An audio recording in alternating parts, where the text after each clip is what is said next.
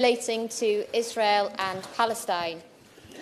It is a great accomplishment to reach the threshold of over 100,000 signatures to be considered for debate, and I do wish to congratulate the petitioners who are in the public gallery today, Hussein Iqbal, Shihab Osmani and Ibnan Ali, for starting these petitions that we're debating today.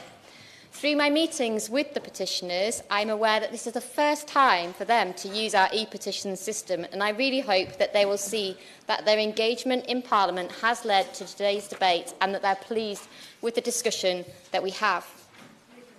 Since the sickening Hamas terror attack on October the 7th, we have all been gripped by the unfolding tragedy and grief of those who lost family, amongst over 1,200 killed in the terrorist attack, and also for the civilians, many of whom children, who have been displaced, injured and killed in Gaza.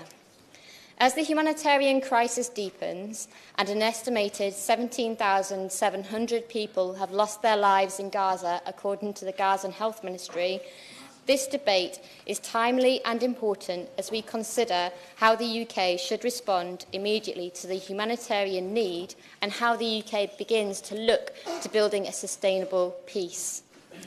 Before I was elected to this House, I had the privilege of visiting Israel and the occupied West Bank. Whilst I did not visit Gaza, I was able to visit Jerusalem, where I was inspired to meet Palestinian and Israeli citizens who are dedicated to working to build peace. Just as these inspiring individuals worked and continue to work for peace, during this debate, there will be a Parliamentarians for Peace candlelit vigil held just outside in New Palace Yard.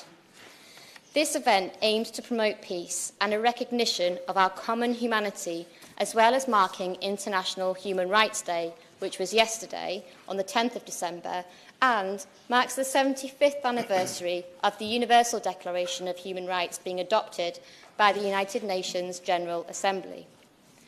I know many colleagues wanted to take part in this debate and in the Parliamentarians for Peace vigil. Indeed, with the devastating loss of life in the Middle East, Ukraine and in other wars across the world, we must use our positions as elected representatives of the people to strengthen calls for peace. This debate must begin by roundly condemning the brutal Hamas terrorist attack. We hold the family and friends of the over 1,200 who were killed and the estimated 138 remaining hostages in our thoughts and in our prayers. We also remember all those who have lost loved ones in this conflict, and we stand with all those who feel threatened and unsafe here in the UK because of the rise in anti-Semitism and Islamophobia as a result of events in the Middle East. However, as we consider this current conflict, the petitioners have asked me to remind the House that when we approach this conflict, we must absolutely condemn the terror attack, but must also remember that the history of the conflict did not begin on the 7th of October, which means that the UK has a particular role to play, given its historic part in the Balfour Declaration. The debate today concerns 3 petitions that are before us for debate. The first calls for the UK to remain neutral in the Israel-Palestine conflict and withdraw support from Israel. The second urges the Israeli government to allow fuel, electricity and food into Gaza.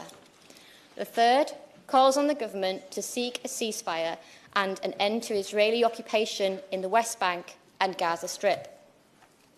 I will turn to the position of the government and of the petitioners. Although the petitions are each calling for different actions, they share a call for the protection of lives, British humanitarian support and the upholding of international law. In the wake of the terrorist attack and Israel's military response, the government has defended Israel's right to self-defence in line with international law, has provided aid to Israel and significantly increased aid to Palestine, has reiterated commitment to a two-state solution, and in the strongest words has condemned the West Bank settlements. I want to see a lasting peace in Israel and in Palestine. The first step to building peace is the laying down of weapons. And that's why I voted for a ceasefire out of concern for the dire humanitarian situation for the people of Palestine, particularly the vulnerable, caught up in the crossfire of this conflict. Mind referring to give way? I'll have to give way. I'm very grateful, and I congratulate my honourable friend for making such a powerful speech. But I wonder if my honourable friend was as disappointed as I was on Friday when the United Nations Security Council failed to support a ceasefire, in particular as a result of the UK abstaining on that and not providing the support that was needed for that resolution. I thank my honourable friend for that intervention, and also thank her for the work she's doing on the Parliamentarians for Peace vigil that's going to be happening in about 25 minutes, and share her disappointment at the result of that outcome. Did the honourable gentleman want to intervene as well? I appreciate the honourable member giving way. She talked about her support for a ceasefire. Does she, like me, recognise that the temporary truce that we've recently seen in Gaza led to, I think, about 80 hostages released? It led to an end of bombings. It led to hundreds, if not thousands, of lives saved. We gave peace a chance. Does she agree with me that the best way to secure a lasting peace settlement and an end to innocent lives being lost in both Gaza and Israel is that push for a permanent ceasefire in Gaza? I thank the honourable gentleman for his intervention, and I share the feelings that he shared just now. And in fact, it preempts the contribution that I was about to make in my speech, which is that this temporary ceasefire last week, it was a brief respite for the 1.8 million people displaced in Gaza, and it was that opportunity for aid provision to come in and for the release of those hostages. But unless it is a permanent ceasefire, then you will never find a permanent peace. And there's no doubt that it was incredibly moving to see the videos of families being reunited, and it is impossible to imagine the fear and the worry of the families of those remaining hostages. However, as Israel continues to seek to destroy the terrorists Hamas, the fear and threat of injury and death continues. The temporary ceasefire was merely a brief respite, and the conflict continues. The needs of the displaced, I'll give way in a moment. The temporary ceasefire is merely that brief respite, and as the conflict continues, the needs of the displaced and injured people in Gaza are actually increasing, and we need to address this through aid and through diplomacy. I'll give way to the honourable gentleman. I thank my honourable friend for giving way, and on that point about moving past the temporary truce, we are now 10 days on from that, and it appears to me, I wonder if she would concur, that there is no clear strategy from government as to how we can help, as the UK, prevent the suffering of innocent Palestinian civilians moving forward and end the violence we're all witnessing. And to that end, does she share my hope that when the Minister rises from his place to respond to the debate, he will set out exactly what the government is doing with international partners now to break what seems to have become a diplomatic stalemate following that truce and bring about the permanent ceasefire that is surely the only way to bring this devastating situation to an end? I share the...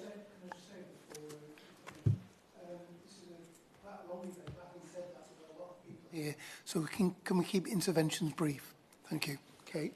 Thank you, Sir Mark, and I hope, as my friend does, that the Minister will be able to respond with more details as to what commitments the government is planning to do in order to work with the international community to bring around that lasting peace, because we must look to the future, and any solution to this conflict must be a solution that respects both the Palestinians and the Israelis' human rights and establishes a statehood solution that includes ending the intolerable settlements in the West Bank. And the honourable gentleman's caught my eye over there. I thank the honourable member for giving away. Going back to this question of neutrality, because there might have been a position some years ago where the United Kingdom government could have said that it was taking a neutral and balanced position in the conflict in the Middle East. But is it not the case that the result of last Friday's vote at the United Nations now puts the United Kingdom as an outlier in world opinion, along with the United States of America, in not calling for a ceasefire? And doesn't that demonstrate the need for this petition to be recognised and for the United Kingdom to return to a position of neutrality rather than support for the war? I thank the honourable gentleman for that intervention. I can see that the Minister has heard it, and I think that's probably something that the Minister might like to respond to my colleague on in his remarks. give way to the gentleman. I thank the honourable member for giving way, and can I also add my congratulations to the petitioners. Yesterday marked the 75th anniversary of the Universal Declaration of Human Rights. Does my honourable friend agree with me that it is unthinkable that the world can commemorate this significant day whilst denying Palestinian human rights? We are seeing thousands of civilians, men, women, children, doctors, journalists, poets, all being murdered by Israeli forces by no crime other than being Palestinian. Humanity cannot be applied selectively. My honourable friend's right to draw the House's attention to the 75th anniversary of the Universal Declaration of Human Rights, which was born out of a tragedy that's almost unspeakable in terms of its scale.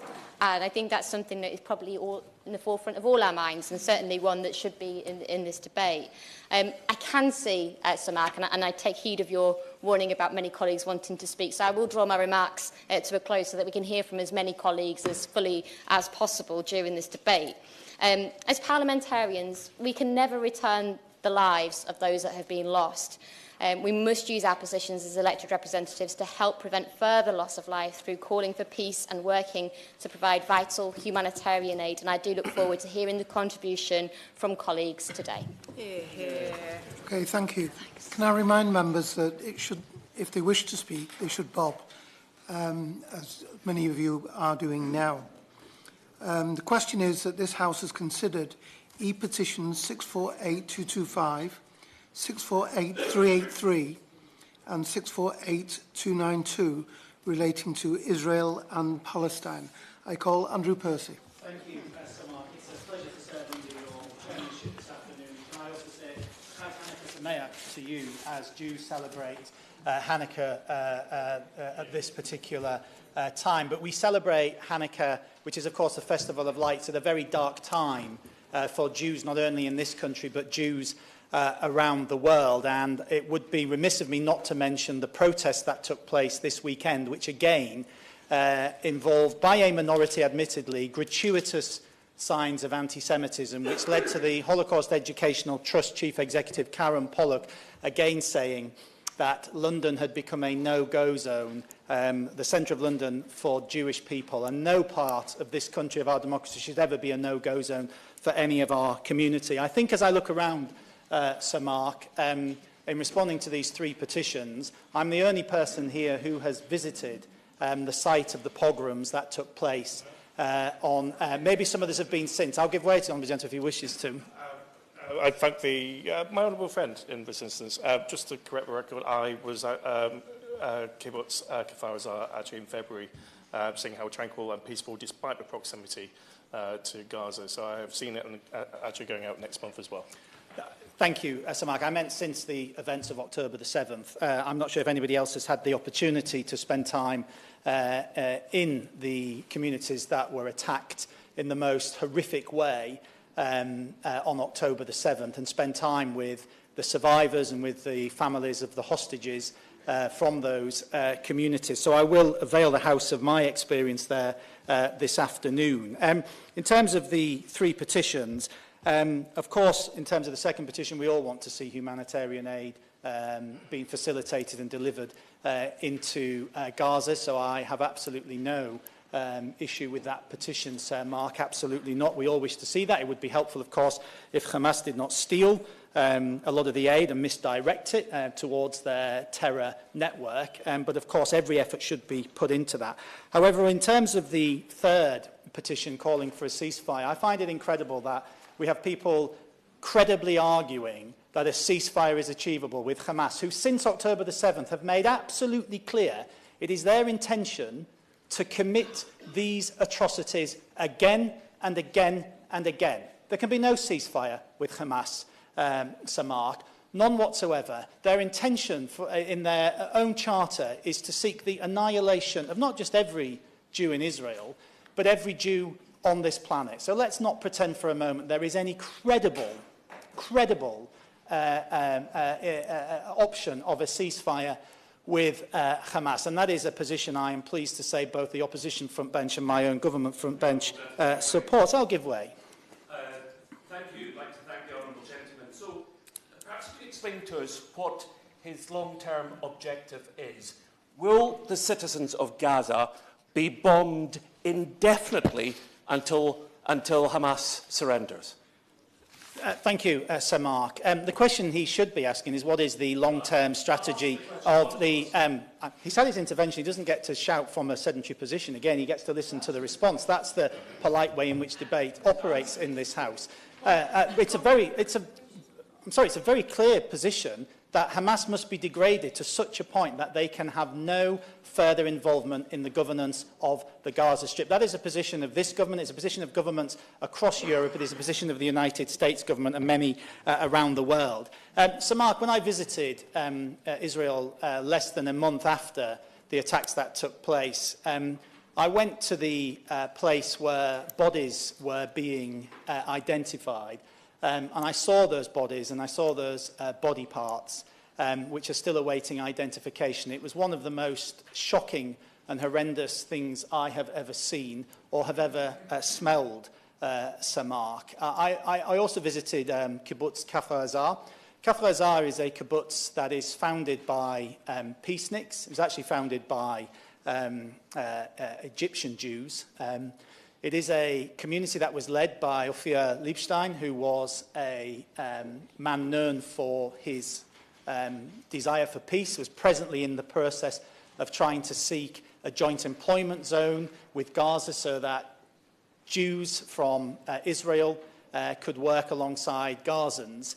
And he was picked out specifically by Hamas and shot on his front doorstep. The scene in that kibbutz was just utterly horrendous and like something I won't give away at the moment, something I have never seen and will never forget.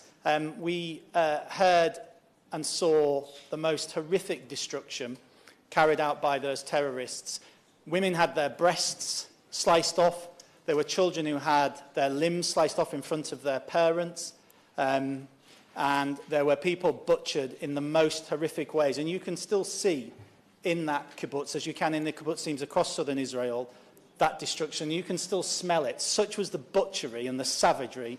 The smell of the rotting blood and the flesh is still there several weeks on. So I am not going to be neutral when it comes to this conflict, Sir Mark, not one bit. As if the destruction in the kibbutzim were not bad enough, we of course had the appalling gender-based violence which was committed by Hamas terrorists on that day. And let's just consider some of the, particularly for young women who were attending the Nova Music Festival, a festival, ironically, for peace, of course. Some of the witness testimonies from there are truly shocking. So I'll read some of them for you. They had caught a young woman near a car, and she was... Indeed, but I believe... Yes. 5 minutes. After I've spoken, presumably, is the thing. Yes. I think I'm the only one on this side, Sir Mark, so perhaps that will... I think he's gone. I think I'm the only one from this side of the chamber speaking, so we're going to have... Most of this debate is going to be dominated by the other. So... We intervened and has now left. And has now left. Having said that, you're partly correct. So, continue. Thank you, Sir Mark. I thank you for your protection. People may not want to hear it, but it's important these things are put on record so that when we're asked to take a neutral position on this, people know exactly what it is, the evil that was wrought across Israel on October the 7th and since, and that the people who did that intend to do it again. So I'll start that quote again. They had caught a young woman near a car. She was fighting back, not allowing them to strip her. They threw her to the ground, and one of the terrorists took a shovel and beheaded her, and her head rolled along the ground. I see that head to this day. They sliced her breasts off and threw it on the floor. He penetrated her and shot her in the head before he finished. I saw this beautiful woman with the face of an angel, and 8 or 10 of the fighters beating and raping her. She was screaming, "Stop it, I'm going to die anyway." When they'd finished, they were laughing, and the last one shot her in the head.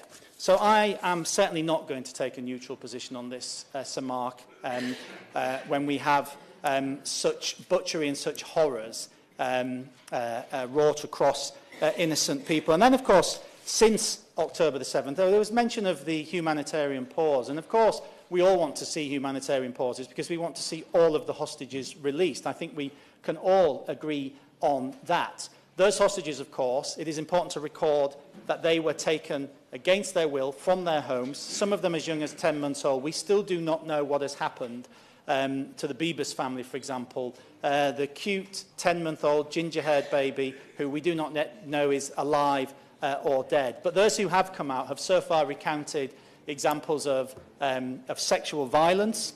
12-year-old Eitan Yahaloumi was forced at gunpoint to watch the beheadings and the murder of people from his own community.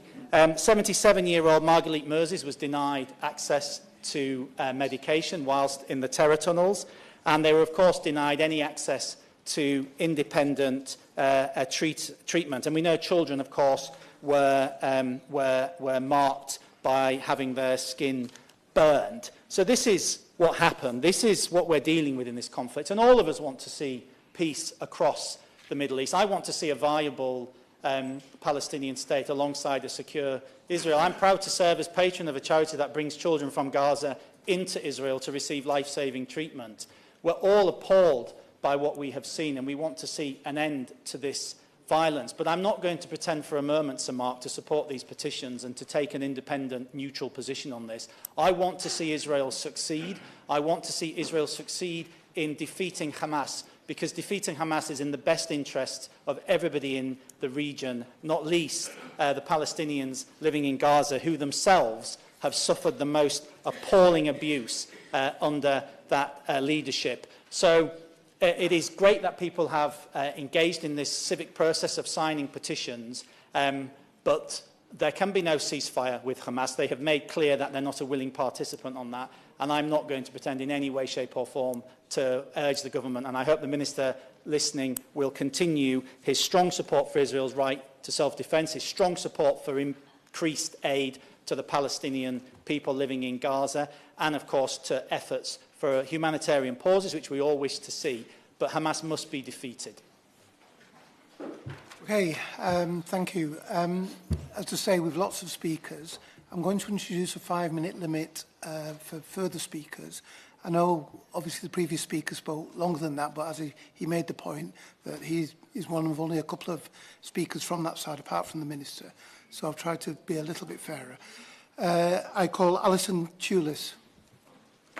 Gosh, thank you very much, Sir Mark. That's much earlier than I was expecting to be called, but thank you very much. And I am glad to be here this afternoon representing many of my constituents, over 2,600 of them who have written to me, more than anything else that I have received, raising their concerns about the ongoing conflict in Gaza. And I note that many of them have also signed the petitions that we are considering here today in their hundreds, because they are deeply concerned by this ongoing conflict. There have been many demonstrations in my constituency calling for peace, for a two-state solution for the UK to take its role and its responsibility seriously. And we, as many of the people that have written to me have said, we can express our horror at Hamas's atrocities on the 7th of October and the ongoing plight of the hostages. And we can express our horror at the situation the Palestinians are facing just now, dead and dying under the rubble and dying for lack of food and water. ActionAid have been in touch with me to express their concerns about the disproportionate impact on women. At the gender-based violence, yes, that was experienced at the hands of Hamas on their attack in Israel, but also in the ongoing situation in Gaza, where women are disproportionately impacted by the violence that has occurred. Rather movingly, Riham Jafari, the Coordinator of Advocacy and Communication at ActionAid, has said, "What use is a 4-hour pause each day to hand communities bread in the morning before they're bombed in the afternoon? What use is a brief cessation in hostilities when hospital wards lie in ruins, when roads used to deliver medical supplies and food are destroyed? With over half of Gaza's hospitals closing due to fuel shortages or constant bombardment, there will soon be nowhere to deliver medical supplies at all. Without fuel and any aid packages, a humanitarian pause does nothing to repair Gaza's destroyed health system or allow families to cook themselves a meal or pour water to their homes to shower. While a humanitarian pause might offer a brief respite for a few days, it is nowhere near enough time to repair the damage to Gaza communities and their homes and lives. And I could not agree more with that statement. I will. For her giving way, and I associate myself with all the words she said so far.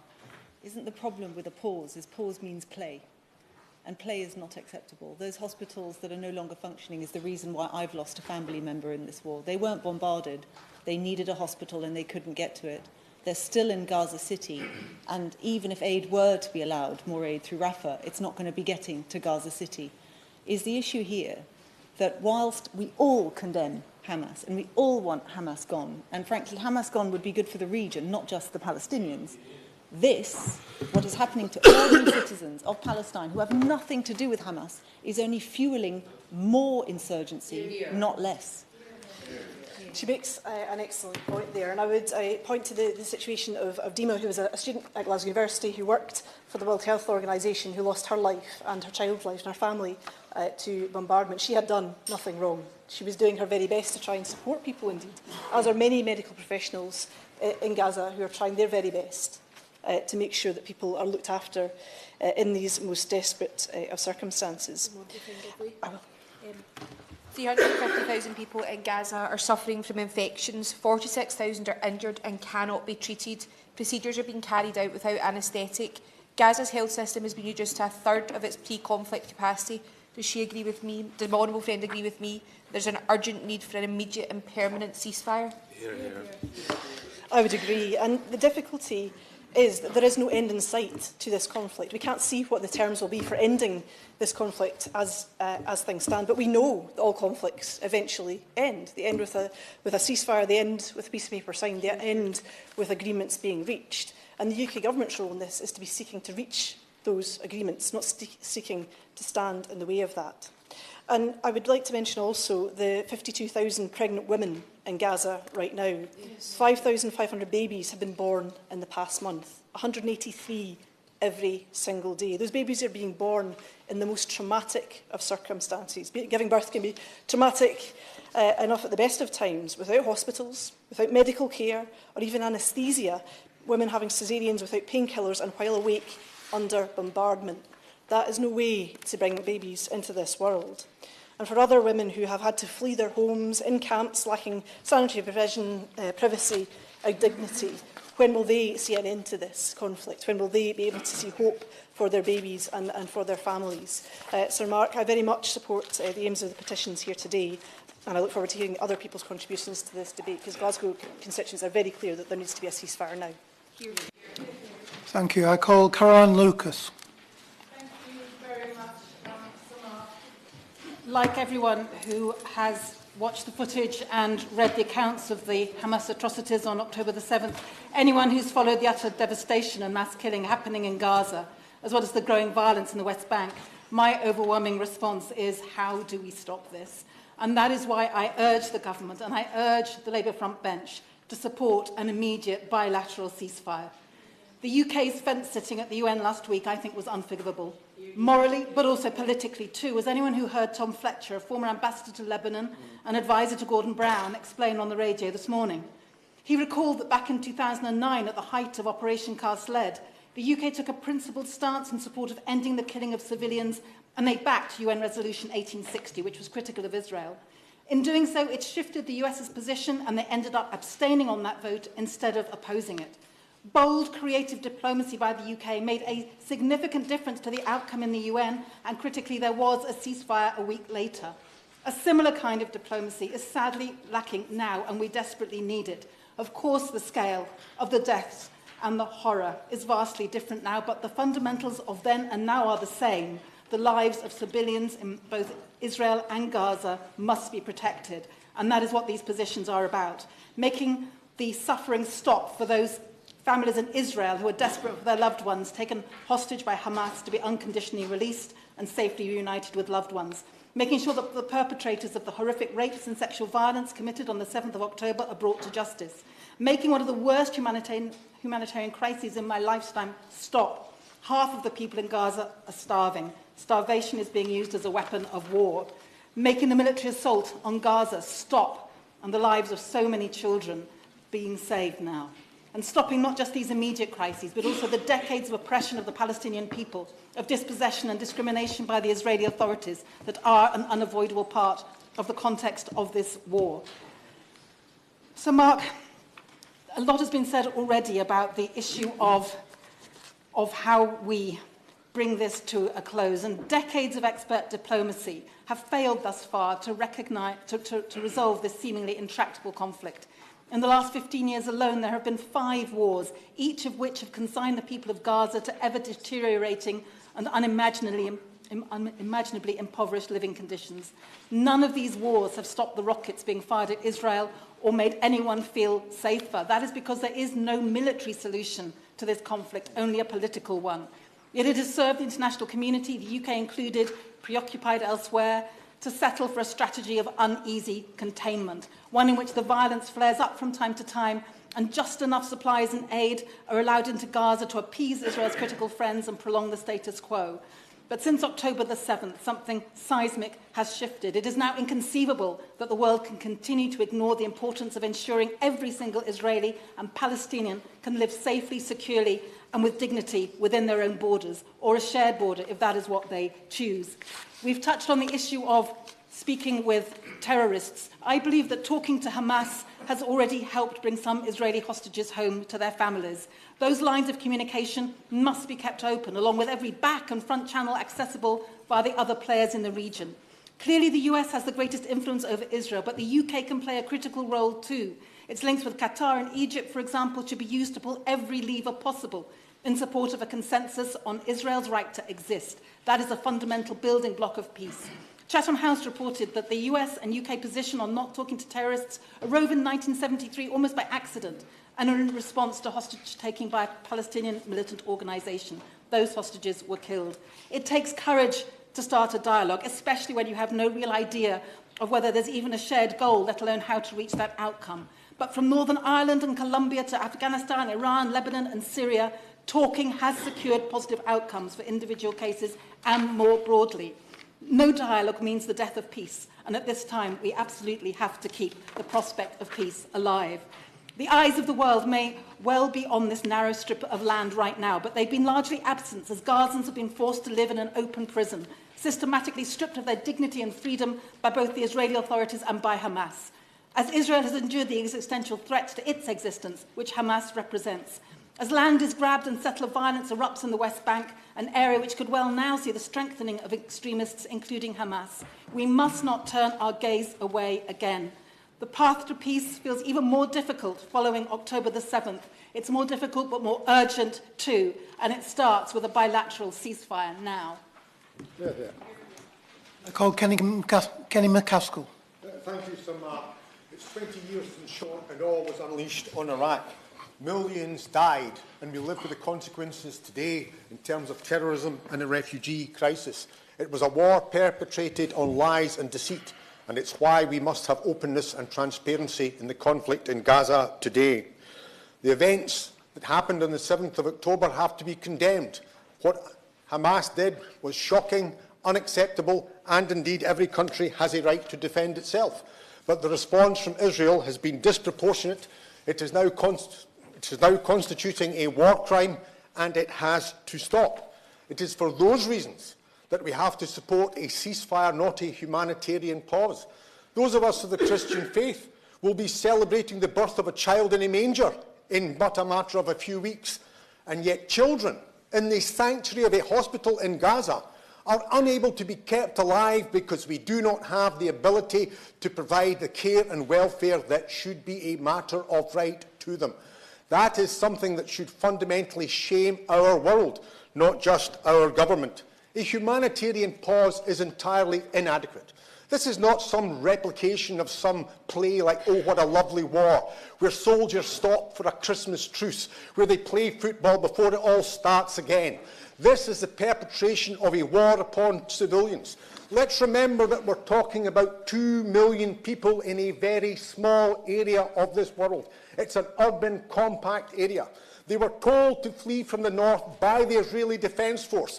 They have fled south. And what has happened is that the bombing has followed them there, and they are dying there as they died in the north. So this idea that we can simply have some humanitarian pause is inadequate. We have to welcome the pause that took place. We have to appreciate that it did progress matters and see hostages returned, as rightly should be the case.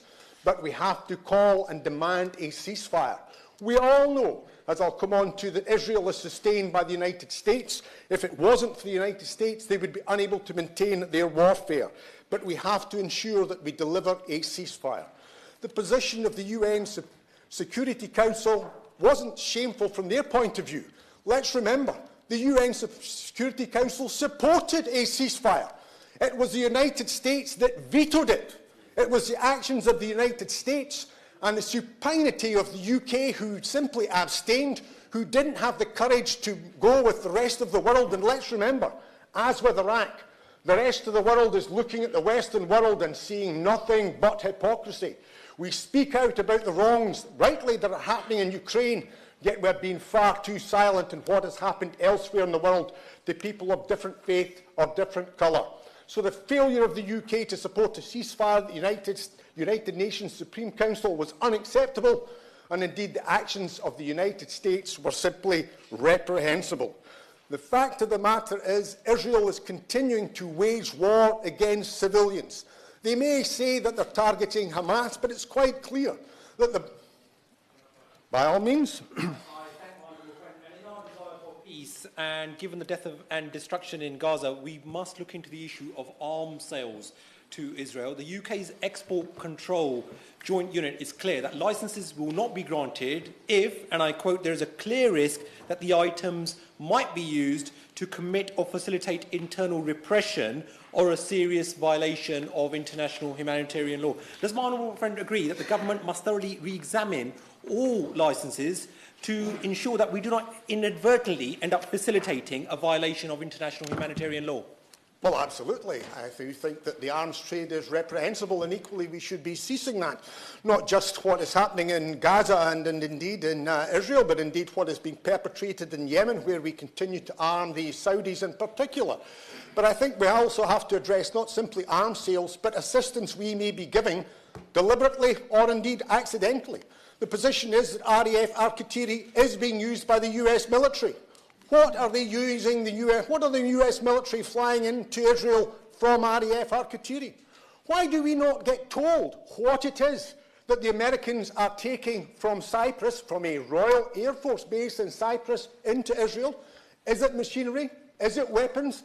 Is it military personnel? We have a right to be told. Why have 500 additional UK military personnel gone to Cyprus, where we already have several thousand troops? Why are they required there? What is their role? What nature of those military personnel? Are they special forces? Things are taking place and we're not getting clarity from the UK government. Exactly the same as if we had a cop-out at the United Nations Security Council, we are not getting clarity from this government as to our role. What are we doing to facilitate the United States and the armaments they provide to Israel? What are we doing in providing any actions that are being perpetrated by the Israelis when we should be speaking out? It is quite clear that what is being perpetrated by Israel is, first of all, to flatten the north of Gaza into smithereens where life cannot return.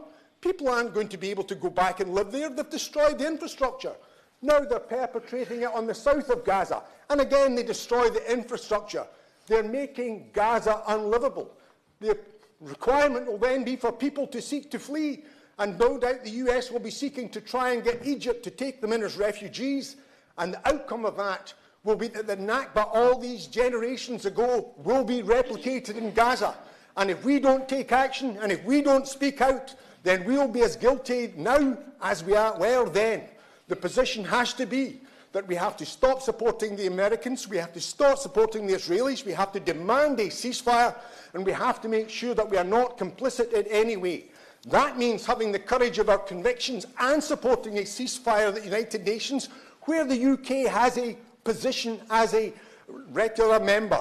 We also have to ensure that we don't facilitate any other shameful matters, whether it's by allowing the Americans to do it or whether it's by direct through munitions that are created here in the United Kingdom. I call Tahir Ali. It's indeed a pleasure to serve under your chairmanship. and following the contributions from the member for East Lothian is a task in itself. Last week, I wrote to the Foreign Secretary regarding the ongoing conflict and humanitarian crisis in Gaza. Whilst the temporary truce was welcome development, allowing for the release of hostages and access to some humanitarian aid into Gaza, as soon as this temporary truce ended on the 1st of December, the fighting resumed. Hundreds of Palestinians were killed when the Israeli military resumed its indiscriminate bombing campaign against Gaza. This resulted in the death tolls rising to well over 17,000 people, with the largest group of people being children. The scale of death and destruction cannot be overstated.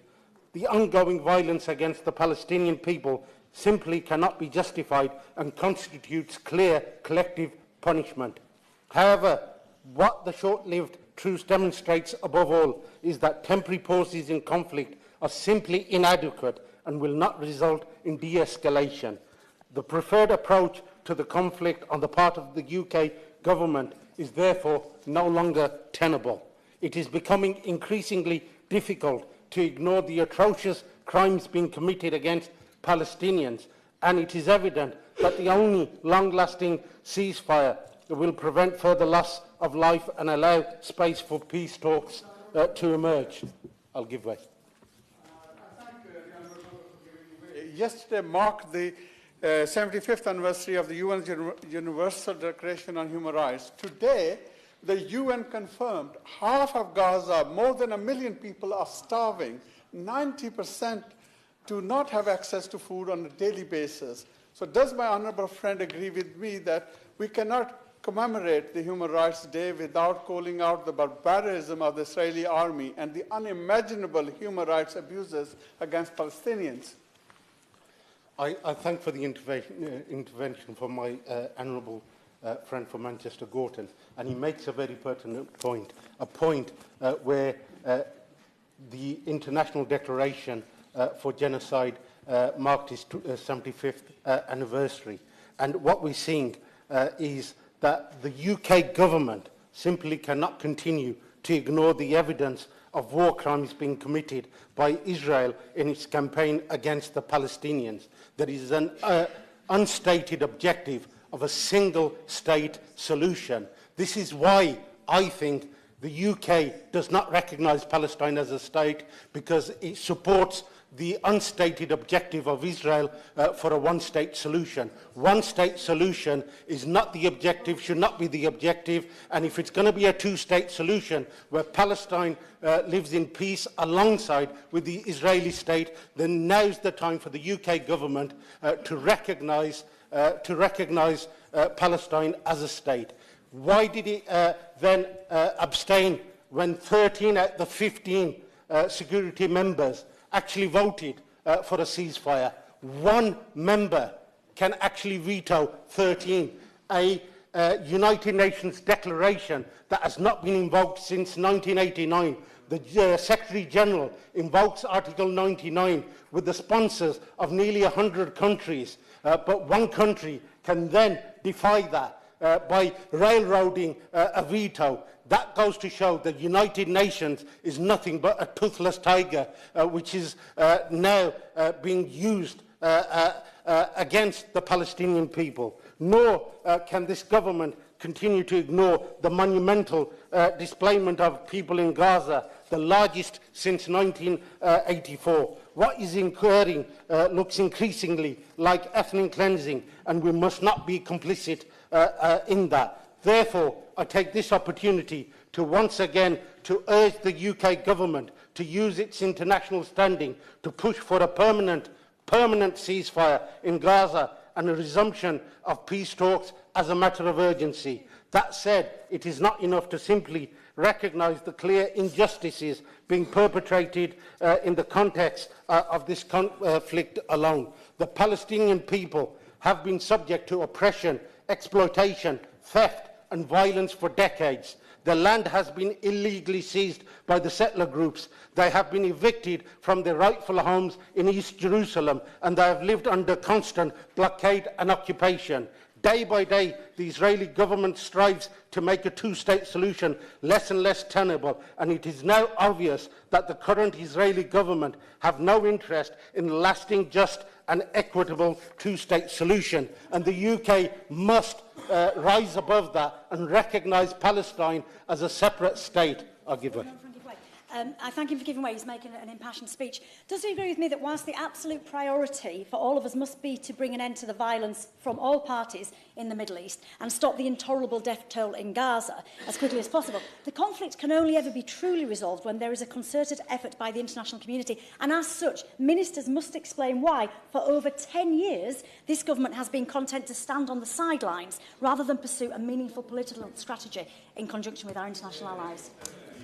A very strong point made by my honourable friend. 6th of December saw 13 member states on one side, 1 abstention and 1 veto, which means that the voice of the vast majority does not count. Hundreds and thousands of my constituents write to me every day urging this government to take a stand. Over 7,000 signatories to the 3 petitions, over 10,000 emails received on this subject by my office.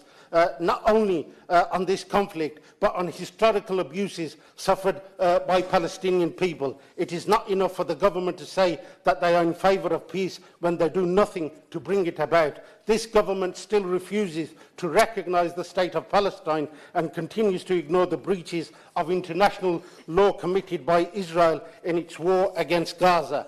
My constituents in Birmingham Hall Green will not settle for simply working to end this conflict. They also demand, and rightly so, that Israel be held accountable for its action, both current and historic, against Palestinian people. How many United Nations resolutions, and I've referred to the United Nations as a toothless tiger, has Israel actually broken in terms of resolutions brought through the United Nations? It has not adhered to over 30 resolutions to my understanding. That's why I urge the government not only to work towards a permanent ceasefire in Gaza, but to support efforts to investigate the conduct of this war and to determine the extent of the war crimes being committed. Based on such an investigation, the government must be prepared to take robust action and hold those responsible for such crimes to account, including the imposition of practical sanctions and other diplomatic measures. Thank you. I call Jim Shannon. Thank you, so much. A pleasure to be called. And from the outset, I'm so aware that this is a very sensitive issue and that we are talking of the loss of life, which is awful. I have to make a declaration. I make it at the very beginning because it's very clear where I stand. I'm a friend of Israel. I have been for all my life. I was a member of the Friends of Israel when I was at the Northern Ireland Assembly in Stormont. I'm a friend of Israel when it comes to speaking up here in Westminster today. I recognise that around me many people may have a different opinion, and I respect their point of view. I hope that members will also respect my point of view whenever I put my point of view over as well. So we're talking about the lives of women and children and the loss not simply of their day-to-day lives, but home and even education. And this is for communities on both sides of the border, both sides of Israel and around their borders. Communities on the border of Israel have been displaced and homes destroyed, as well as in Gaza.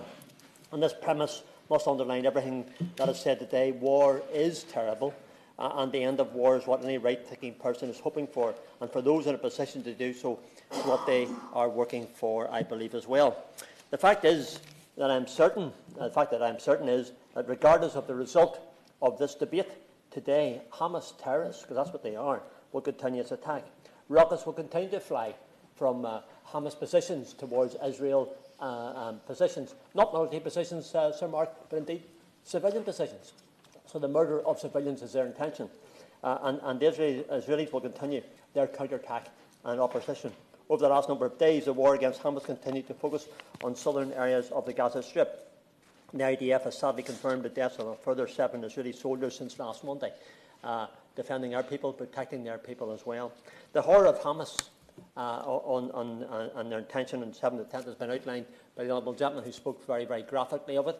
I'm aware of some of the videos. I've seen them. I have to say, honestly, Sir Mark, I couldn't watch them.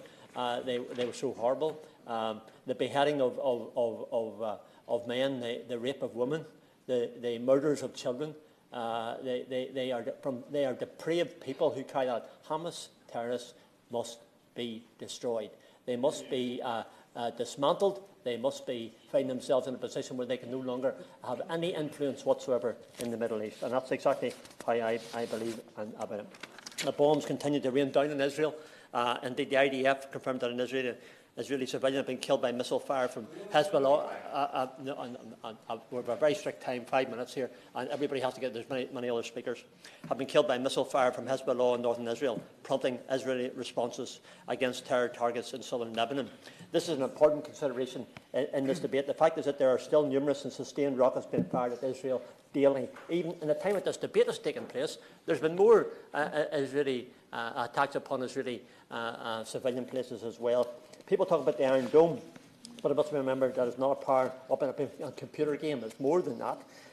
When the launcher is called and the accident saves lives, and that's very important, the Iron Dome air defence system intercepts at least 9 in every 10 munitions fired into Israel by Hamas terrorists. This means that rockets do land and do cause damage. And again, we must recognise that. Israel has 11 Iron Dome batteries, and with the threat of a war breaking out on the northern border with Hezbollah, the US has reportedly pledged 2 more. And I would very much like to see that happening, Sir Mark. US help for Israel can and will make a difference, and it will save lives. The Brigadier General Doron Gavish, former commander of Israel's Air Defence Force, who worked in the Iron Dome when it became fully operational in 2011, he says, and I carry, unfortunately, Hamas is not shooting at military installations, it's directing all its rockets towards the cities and the civilians. It's a system that really does save lives. So when we sit, Sir Mark, in this warm building today, comfortable as we are, calling for ceasefires, we must be certain that we're calling for the right thing. We must be helping to put in place sustainable solutions, long-term solutions. I believe in it as a two-state solution, and I believe when the war is over and Hamas are destroyed and dismantled, then we can have a peace that can last. Long-term solutions that allow hospitals and schools to be built in Gaza and people to return home to Israel and health and safety. That is what this House should be calling for, should work for, and should wave our unified flag for. And whilst Israel is suffering from attacks, and whilst they continue to root out terrorists who are aimed at civilians in Israel, there are steps to be taken. So am I calling for a ceasefire? Yeah, I'm calling for a bilateral ceasefire. For those who don't understand that, it's very simple. Hamas, if they're destroyed, they can no longer have an attitude towards Israel, which means their destruction and the annihilation and murder of all Israelis. That's what I'm looking for. But under the circumstances, when it comes to a ceasefire, that doesn't see more terrorism and a worse position in 10 days' time yet again. So, Mark, thank you very much. Thank you. And I'll call Anam Kassar. Thank you, Chair. It is so difficult to get information in and out of Gaza, and one of the only reasons we know what's happening on the ground is due to the heroic work of journalists and photographers who are documenting the catastrophe. I don't have words to describe what we've seen. It sickens me to my core. We saw children in Gaza hold a press conference begging the world to save them, and I thought it couldn't get worse. But then we saw white phosphorus dropping from the sky, and then we thought it couldn't get worse. Then we saw doctors say that hospital grounds felt like a war zone, and we thought it couldn't get worse. Then we saw premature babies lying to die in incubators with no energy, and we thought it couldn't get worse. Then we saw a pregnant mother burn and dead, whilst doctors cut the baby out to try and save at least one life, and we thought it couldn't get any worse. Then we saw a little boy crying hysterically. How can we stay here? This is not a life, after his nephew was severely injured whilst playing football, and we thought it couldn't get worse. Then we saw a little girl scream, "Oh, Dad, don't leave us," after her dad was killed by an airstrike, and we thought it couldn't get worse. Then we saw children write their names on their body parts, so if they're killed, they're identified, and we thought it couldn't get worse. Then we saw a bereaved mother call out her children's names, Bara, Moataz, Tassir, Aya, who were killed and still under the rubble, and we thought it couldn't get worse. Then we saw whole bloodlines wiped out, and we thought it couldn't get worse. Then we saw a 37-day-old baby pulled out of the rubble, thankfully alive, and we thought it couldn't get worse. Then we saw a newlywed bride crying whilst holding the shoes of her dead husband, who she'd been married to for only 6 months, and we thought it couldn't get worse. Then we saw injured Palestinians from northern Gaza travel to the south on foot as there were no ambulances available, and we thought it couldn't get worse. Then we saw a mother crying. It took me 580 injections to have him whilst holding her dead baby, and we thought it couldn't get worse. And then we saw a mother bid farewell to her dead son by saying, "Please forgive me, my dear son." So I ask, how much worse does it have to get? What is the number of innocent Palestinians that need to die in order to call for a ceasefire? Palestinian journalists like Mutaz Aziza risk their lives in order to document the atrocities on the ground. We have witnessed the deadliest month on record for journalists, with 63 dead so far. Their posts are not simply Instagram reels to watch and forget about, but this is information that must be gathered and used to form cases at the International Criminal Court to hold those responsible accountable. There must be accountability from both sides for the horrors we have witnessed. The taking of innocent hostages by Hamas was atrocious, as too is the collective punishment of the people of Gaza by Israel, along, I say, with the continued escalated violence in the occupied West Bank. Now, I've previously called for an independent investigation by the ICC into war crimes committed during this conflict. The UK government must support an ICC investigation to ensure that those who have breached international law face justice. I'm going to make progress. People from all across all 4 nations, including my Airdrie and Shotts constituents, through marches, petitions and emails, demand that the UK government back a ceasefire. We must end the suffering, we must stop this humanitarian tragedy, and we must have a permanent ceasefire. Hear, hear. Well said. I call up Sana Begum. Sorry, I just wanted to rattle it off. My constituency has the highest number of signatories for 2 of the petitions being debated today, and the 3rd highest for the other. This came as to no surprise to me, as I have been inundated. The situation in Gaza has been the topic of the greatest amount of representations I have ever received.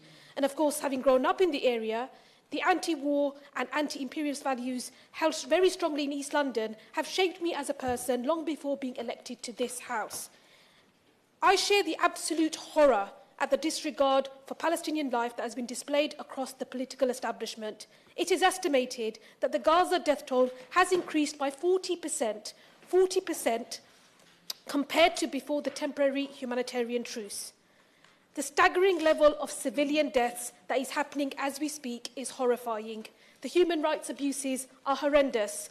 Time and time again, my constituents ask me, how is this being allowed to happen? What is it about Palestinian people that means that for this government and the political establishment there appears to be no limit as to what can be done to them, no limit as to how many can die, and no care as to their rights? Why is it that when Palestinian children die in unprecedented numbers, there is so little outrage? And why is it that when Palestinian women are killed, it is barely even acknowledged?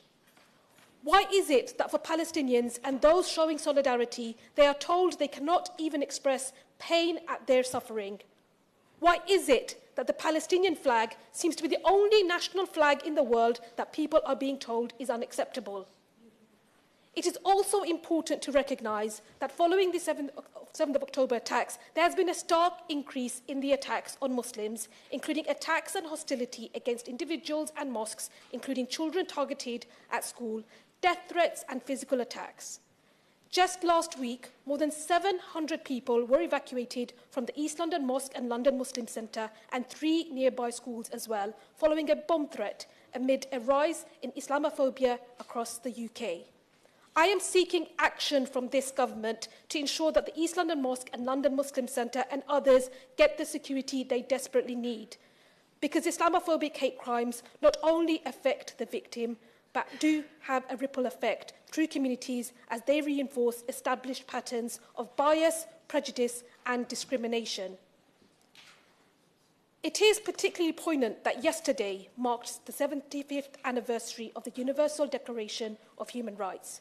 The preamble to the Declaration of Human Rights states, and I quote, "Recognition of the inherent dignity and of the equal and inalienable rights of all members of the human family is the foundation of freedom, justice, and peace in the world." Honouring this means an immediate, permanent ceasefire. It means that the slaughter and degradation in Gaza must end. The ongoing oppression and dispossession of Palestinian people must end. The illegal settlement programme must end. The forced evictions must end. And the illegal occupation of Palestine must end.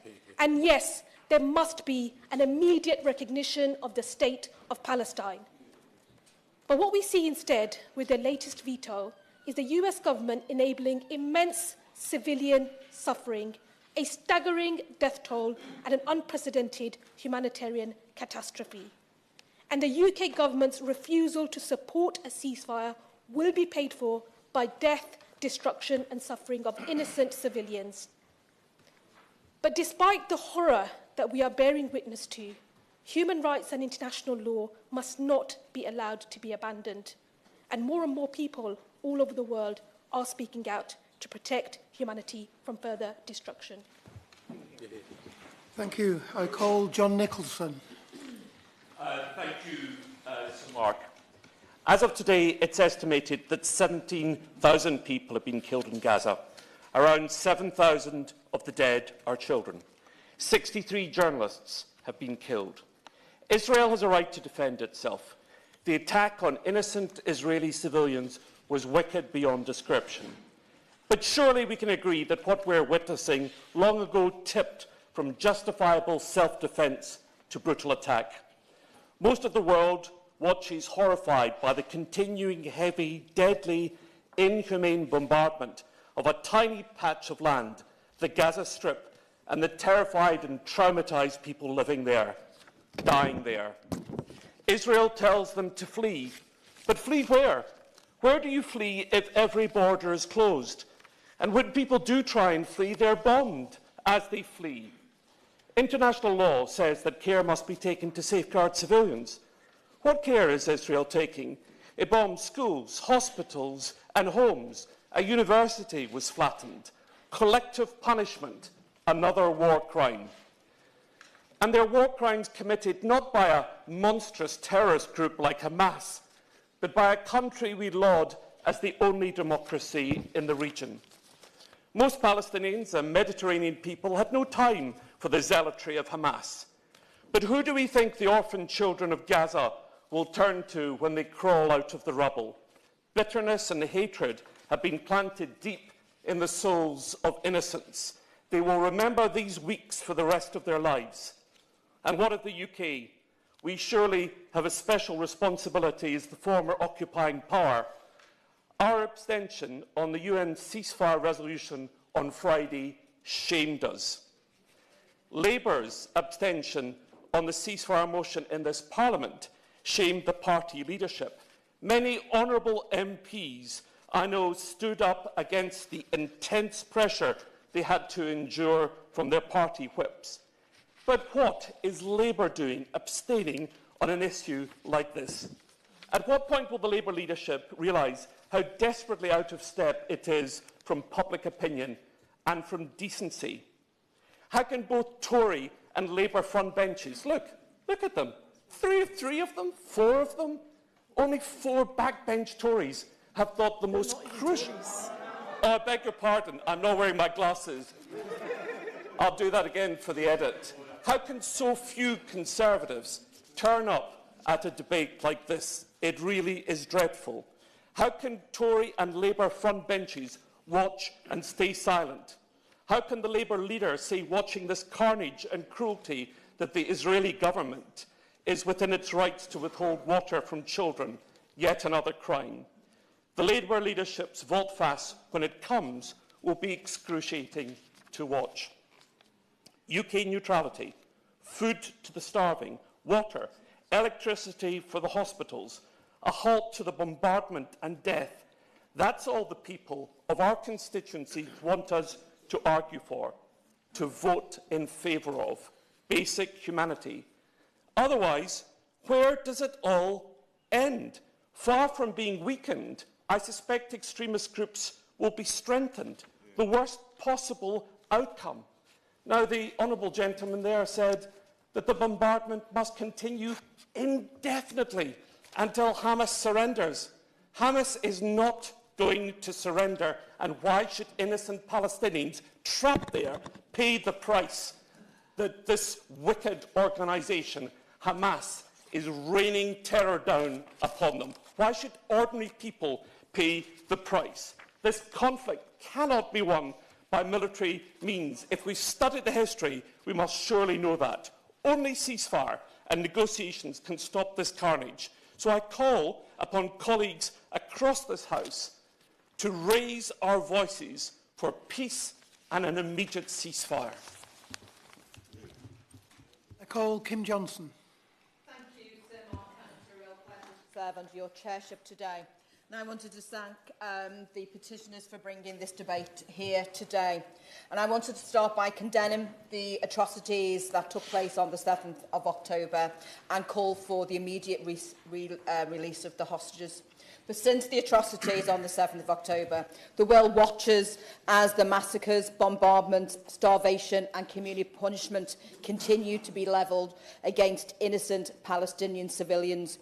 Homes, schools and hospitals have turned into rubble. The collective punishment of Palestinian people is a crime against humanity and in violation of international humanitarian law. Israel's refusal to allow water, fuel, electricity, food and medical supplies to reach people under unprecedented assault is unjustifiable. Save the Children have said, if the children in Gaza are not killed by the bombardments, they will be killed by hunger. And if not killed by hunger, they will be killed by disease.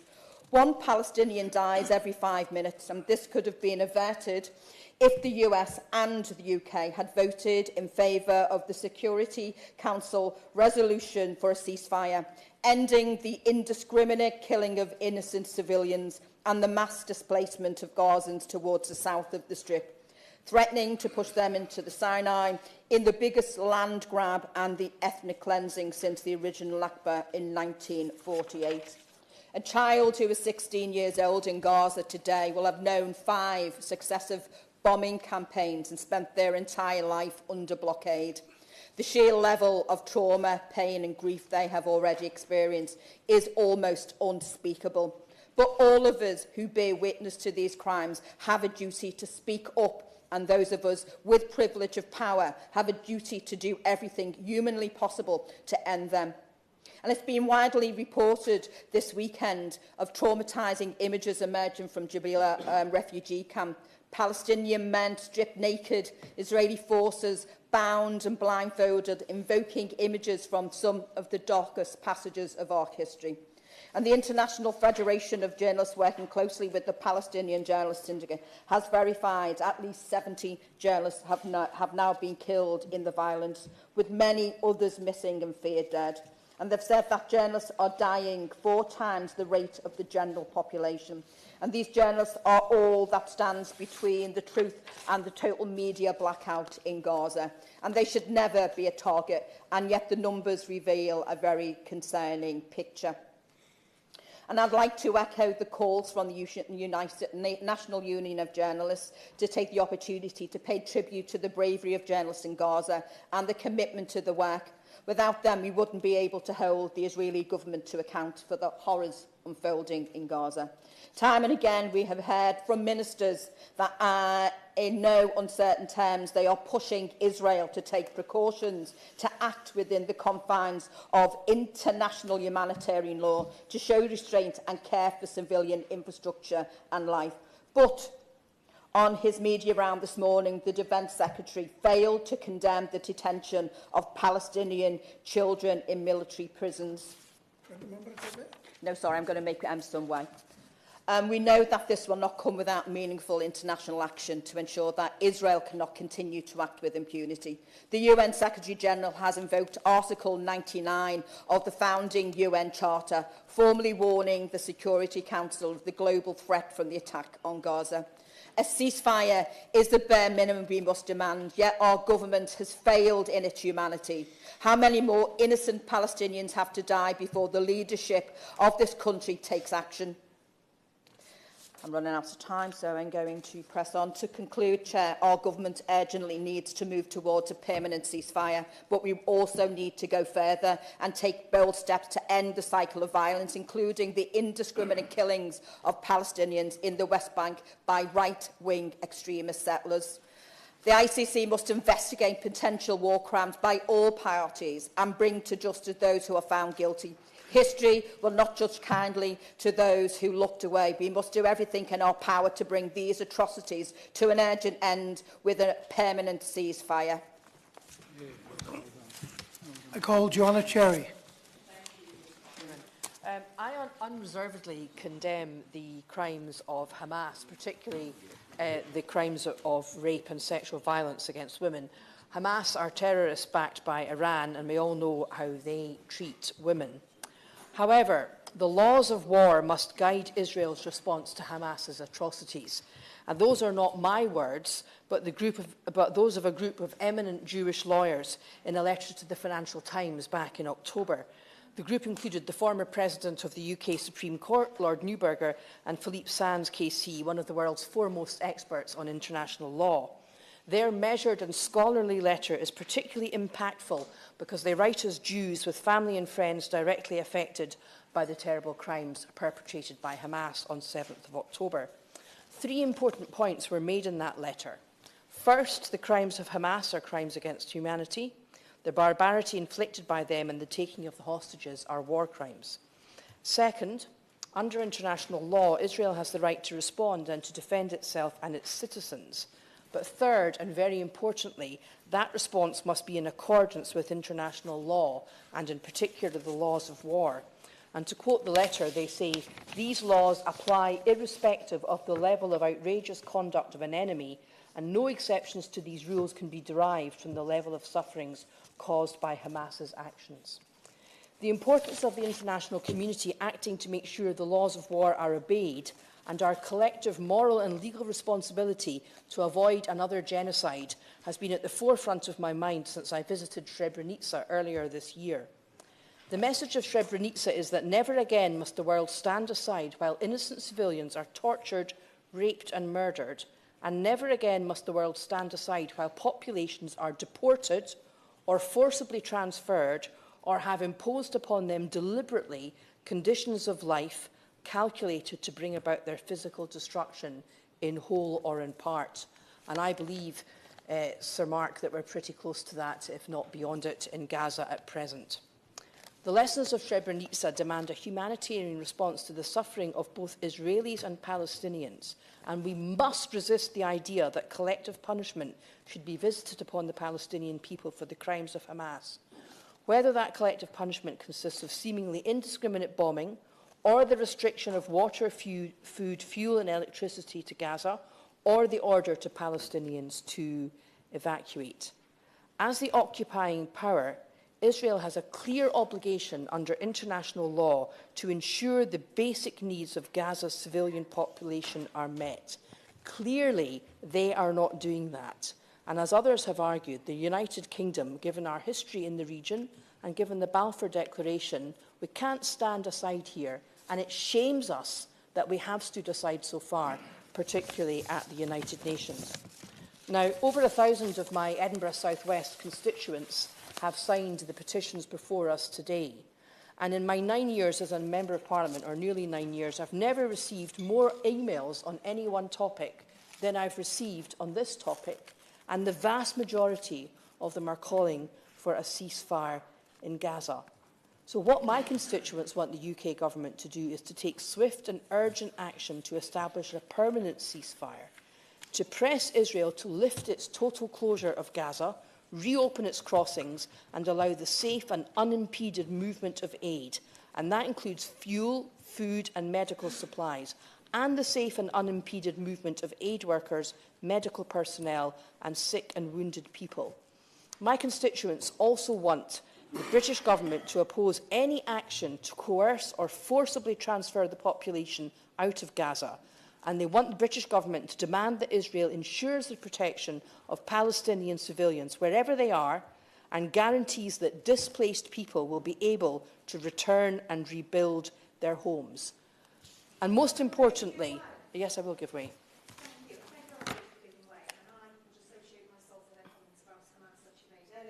Does she agree with me that the UK government should actually look at a process whereby we can get Palestinians over to the UK, such as we did with the Ukraine scheme, and then obviously for the Palestinians to be able to return to their homes once it's safe to do so?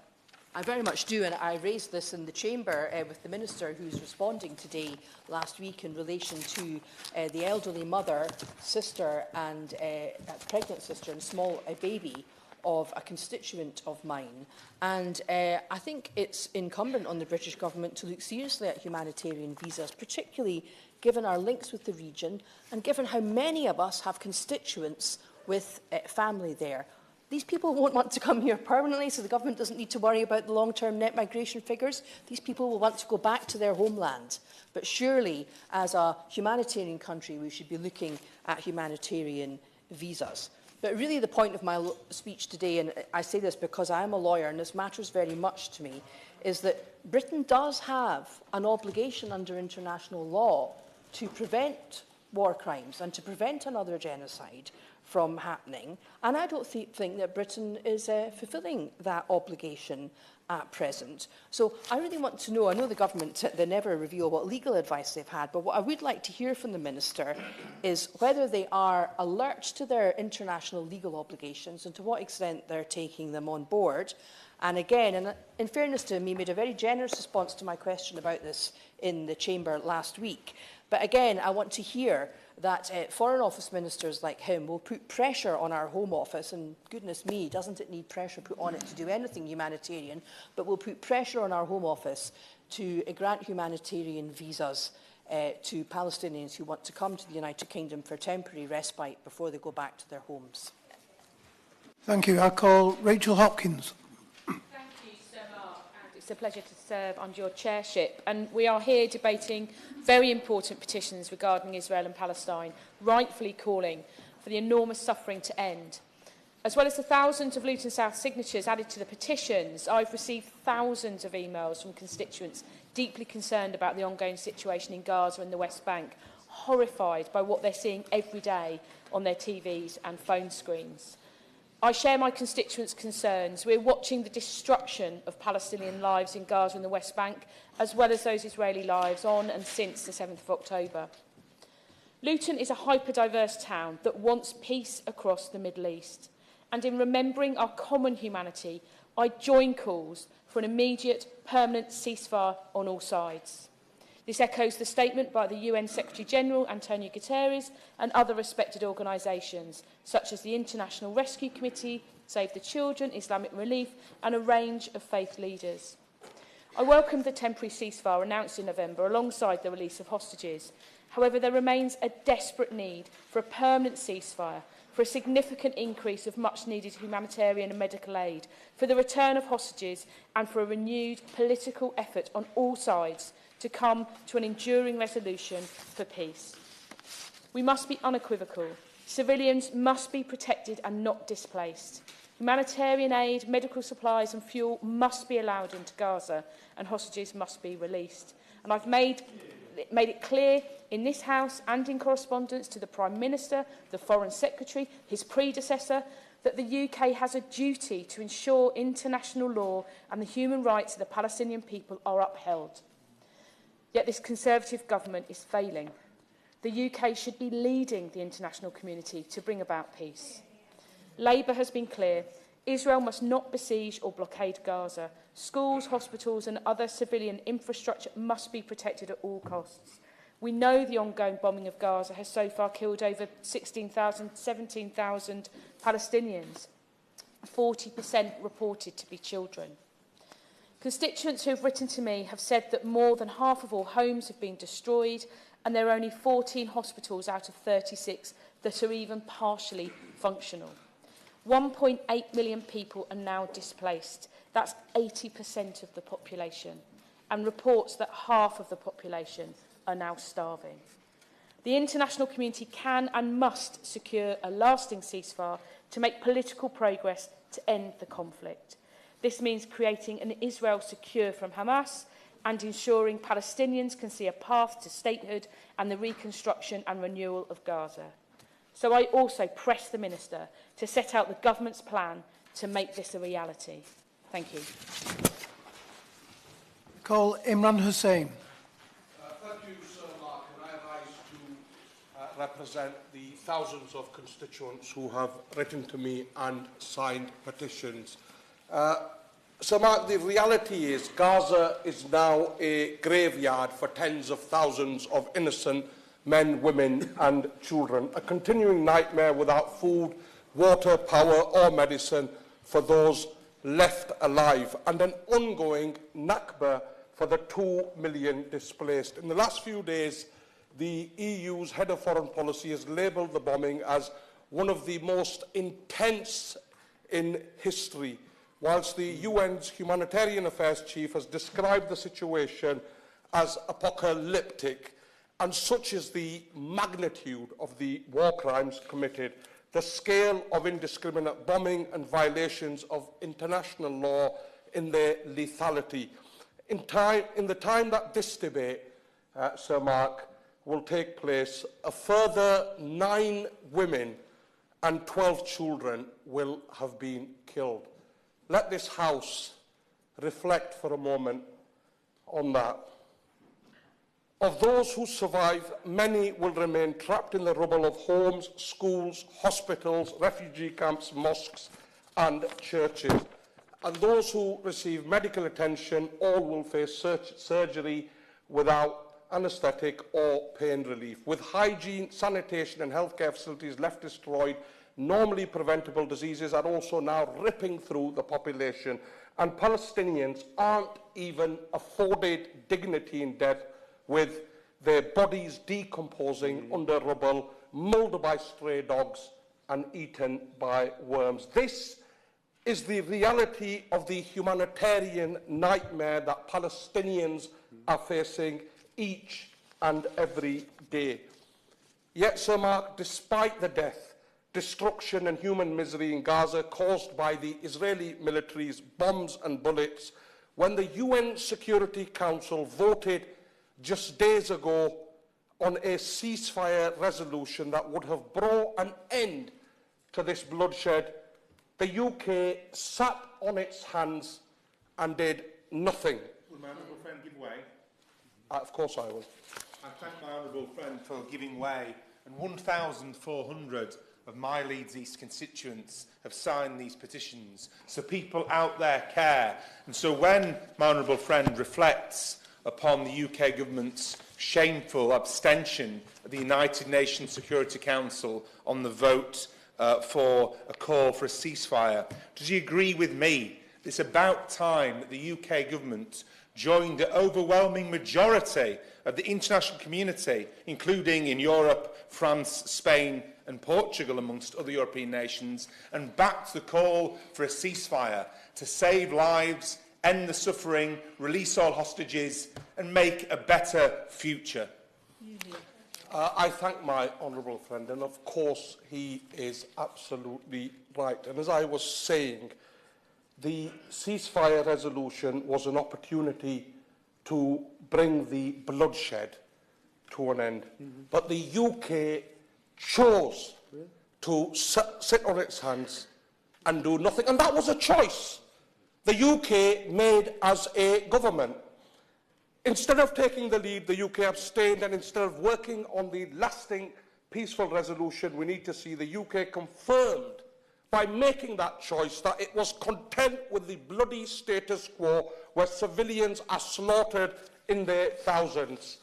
And whilst that may be the view of the UK government, let me make it absolutely clear, and I think I speak for many honourable members in this House. It is not the view of our constituents, and it is not the view of the majority of the country, leaving yet another moral stain on our government and making it clear that our foreign policy isn't set by the Prime Minister or the Foreign Office, but by the United States. Absolutely. All this government has done, has to do when ordered to jump by the US is how high. I will not, time not permitting.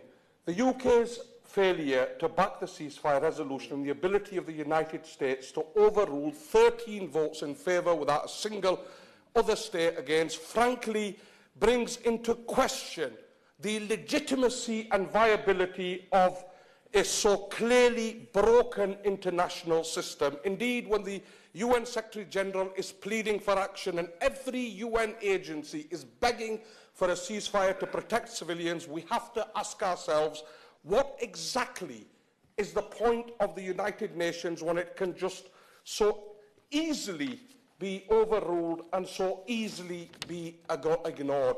Frankly, it is appalling and it is shameful, and it makes a mockery of any claim to support an international rules-based order with the UN at its core. We made a commitment 75 years ago to uphold human rights and international law for all people. And it is time that our government stopped supporting the UN only when it suits them and started supporting its efforts to protect civilians wherever in the world, not just in Gaza, but in the West Bank too, and not just in Palestine, but in Burma, Kashmir, Yemen, China, and countless other regions across the globe.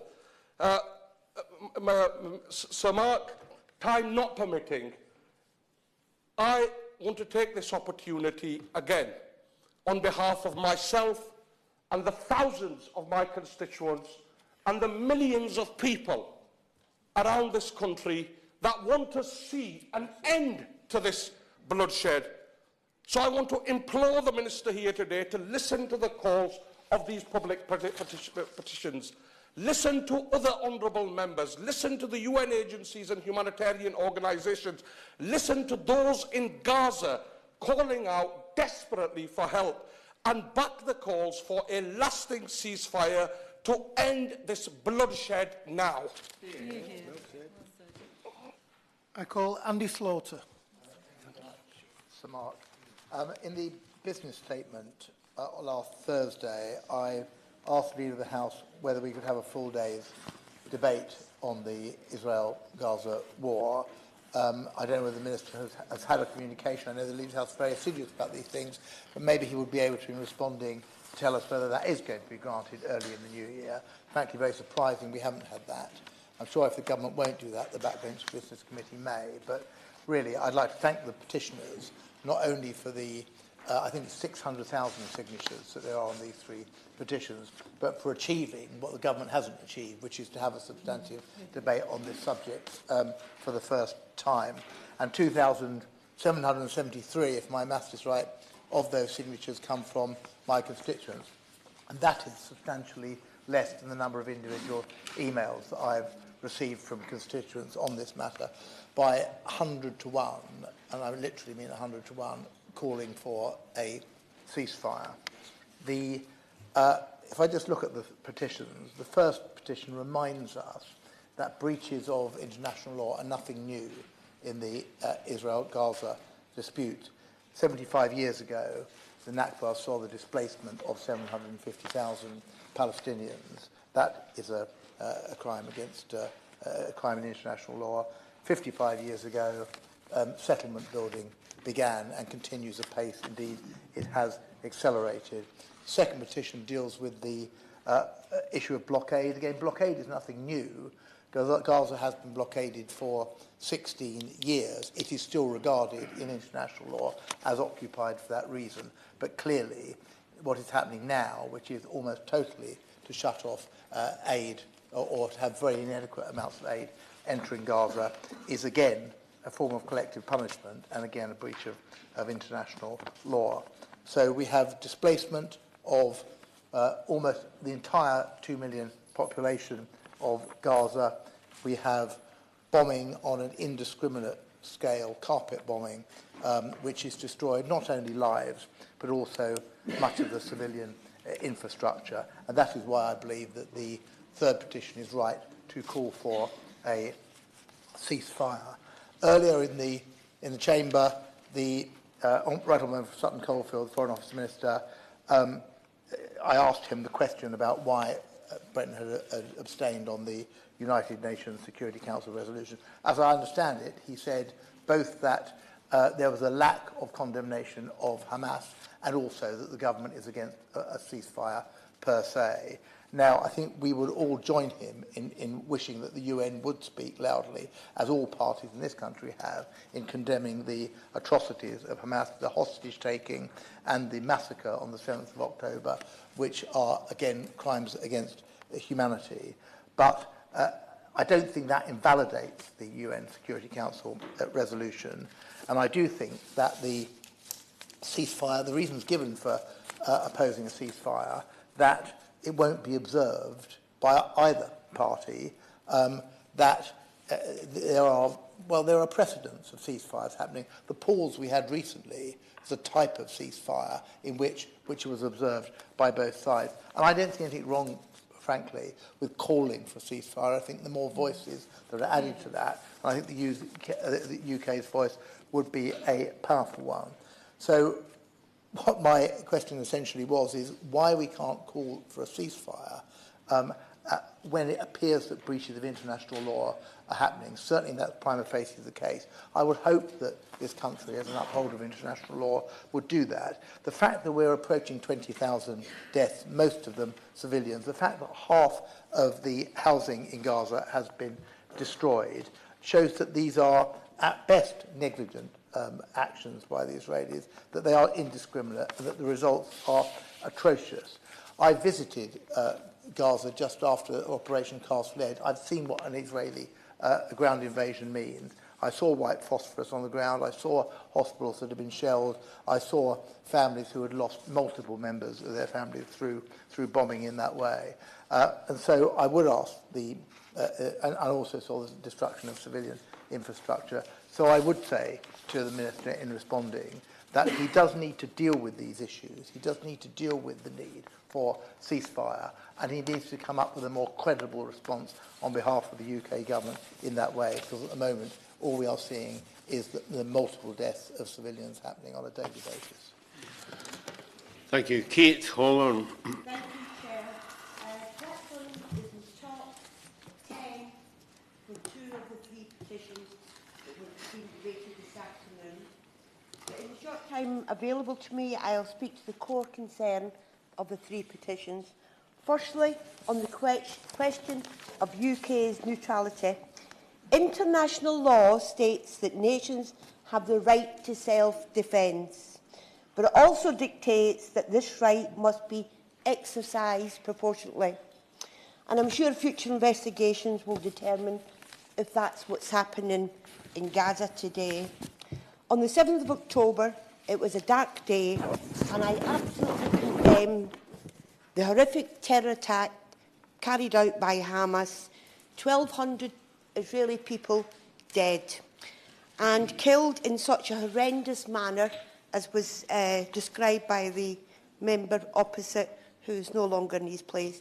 But please remember, Hamas is not the Palestinian people. Hamas is not the innocent women and children who are suffering today. I'll make a bit of progress first. The terrible crime does not justify the collective punishment to millions. According to the Gazan Health Ministry, around 18,000 Palestinians have now been killed. Of that, estimated 70% are women and children. But whilst these deaths are occurring on a daily basis, the UK government abstained on last week's United Nations resolutions calling for a ceasefire. They claim it won't happen. Why call for it? It won't happen. Doing difficult things is what this government should be doing. They say it's too difficult to do. They're taking an easy option. But we cannot stand by and watch the horrors we're witnessing every day. Thousands are left without sufficient food and water. Hospitals are on the verge of total shutdown as fuel runs out. Patients are undergoing surgery with no pain relief. Aid agencies continue to warn a humanitarian disaster in Gaza is worsening by the minute. 2.3 million people homeless and trapped in a tiny embattled enclave with little food, water or medical attention. Finally, on a ceasefire, I believe the only way forward is an immediate ceasefire binding on all sides. It is for this reason that I voted for Amendment H to the King's Speech. I could not, in good conscience, have done anything else. Well, for giving way. She's making an excellent speech, and I'd like to associate myself with remarks on calling for an immediate ceasefire. I think it's absolutely essential. Would she agree with Amnesty International, who's urging the UK government to call on Israel to end its 16-year-long illegal blockade on Gaza, starting by immediately suspending its recent increased restrictions on food, fuel, electricity, water, which is collective punishment amounting to a war crime? I agree with my honourable member entirely. We must remember this situation did not start on the 7th of October. But international calls for a ceasefire are numerous. They're coming from all over the world, apart from the US and the UK, and they will continue to grow. Yesterday, the World Health Organization Executive Board adopted a resolution aimed at addressing the catastrophic humanitarian situation in Gaza and again calling for a ceasefire. 76% of the UK public support a ceasefire. Why is this government not listening? We have now had some humanitarian pauses, and they were welcome, but brief respite and the release of over 100 hostages and about 240 Palestinians in detention are insufficient. It is regrettable that world leaders failed to use the time to broker a permanent ceasefire. The only solution is a diplomatically negotiated one, a two-state solution which compromises secure Israel and a sovereign Palestine is the only way to secure lasting peace. I will do, yeah. I'm grateful to the honourable member for giving way, and I would echo her calls for a two-state solution to this.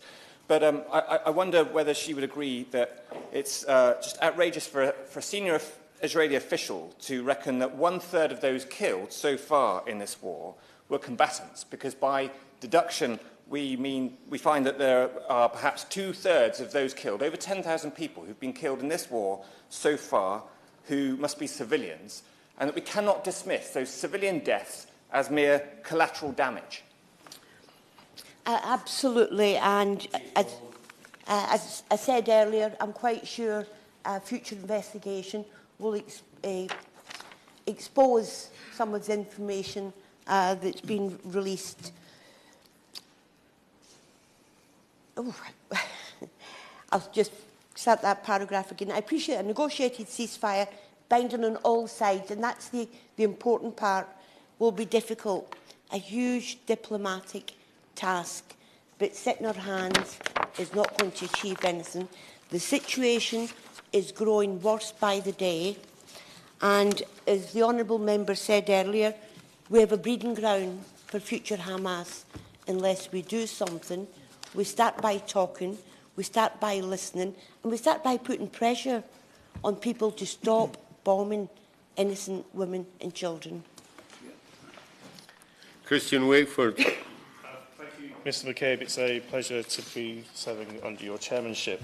I rise to speak in regards to the petitions before us today, in no particular order, but in terms of petition 648383, to allow the Israeli government to allow fuel and electricity and food into Gaza.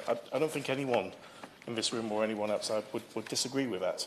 I think the fact that aid has started is welcome, but it's nowhere near enough. I think we all appreciate that fact. However, in regards to petition 648292 to seek a ceasefire, I don't stand in support of this petition, Mr Chairman. I feel myself in a very unusual position in that I'm going to quote someone I never thought I would do, and that is Bernie Sanders, who said over the weekend, "In terms of a permanent ceasefire, I don't know how you can have a permanent ceasefire when Hamas said before October 7th and after October 7th that they want to destroy Israel. They want a permanent war. I don't know how you have a permanent ceasefire with an attitude like that. I think Israel has the right to defend itself if they go after Hamas, but not after Palestinian people. Very powerful words, which, again, I think everyone would probably agree with. Mr. Chairman, we've had a ceasefire previously. In fact, we've had a humanitarian pause just recently that ended up on the 1st of December. And that was broken down because Hamas broke the terms of that truce. You know, they started trying to dictate which hostages would be released. And then again, they started firing rockets indiscriminately towards residential areas of Israel, itself being a war crime. If a temporary truce itself can't be held, what chances is there of a permanent ceasefire? I think we have a lot of duty in this space, and I have a lot of sympathy, Mr. Chairman, for those calling for a ceasefire who would not see bodies being dragged out of rubble and want that to stop. I think everyone with any shred of dignity would want to. However, is it realistic? I don't think it is, Mr. Chairman. Since the pogrom of October 7th, and I would call it a pogrom because that is what it is, the sheer scale of the attack on that day shook the world. It shook my constituents who not only had family members and friends who were taken hostage, but they were killed that day. Family members like Vivian Silver, who, when I was in Shaw at the Shrubberies and again in Whitefield, I sat and spoke to her cousins. Her cousins thought she was taken hostage. The attack was so brutal that her body was not identified until the 14th of November. So over a month and a half after she was murdered, it took that long to be able to identify her remains to show that she had been murdered by Hamas. So I stand with my constituents in saying that a ceasefire is not the right call to be made. I've gone to many shawls, I've spoken at many vigils, and I've spoken to many of my constituents, and they too agree. Mr. Chairman, I was at Kibbutz Kfar Aza with yourself earlier this year, and as I said earlier, the tranquility of that location is permanently broken now. Our tour guide, as you all know, lost pretty much her entire family that day. Her parents were murdered. Her little brother only survived by hiding underneath the dead bodies of his parents for 7 hours. That is the barbarity, the animal nature that we are facing. Hamas don't care about peace. As has been said in this debate already, their charter actually wants to wipe out Jewish people off the face of the earth. But it's not just Hamas, it's Hezbollah in the north, and it is Iran in the Middle East that is destabilizing the entire region.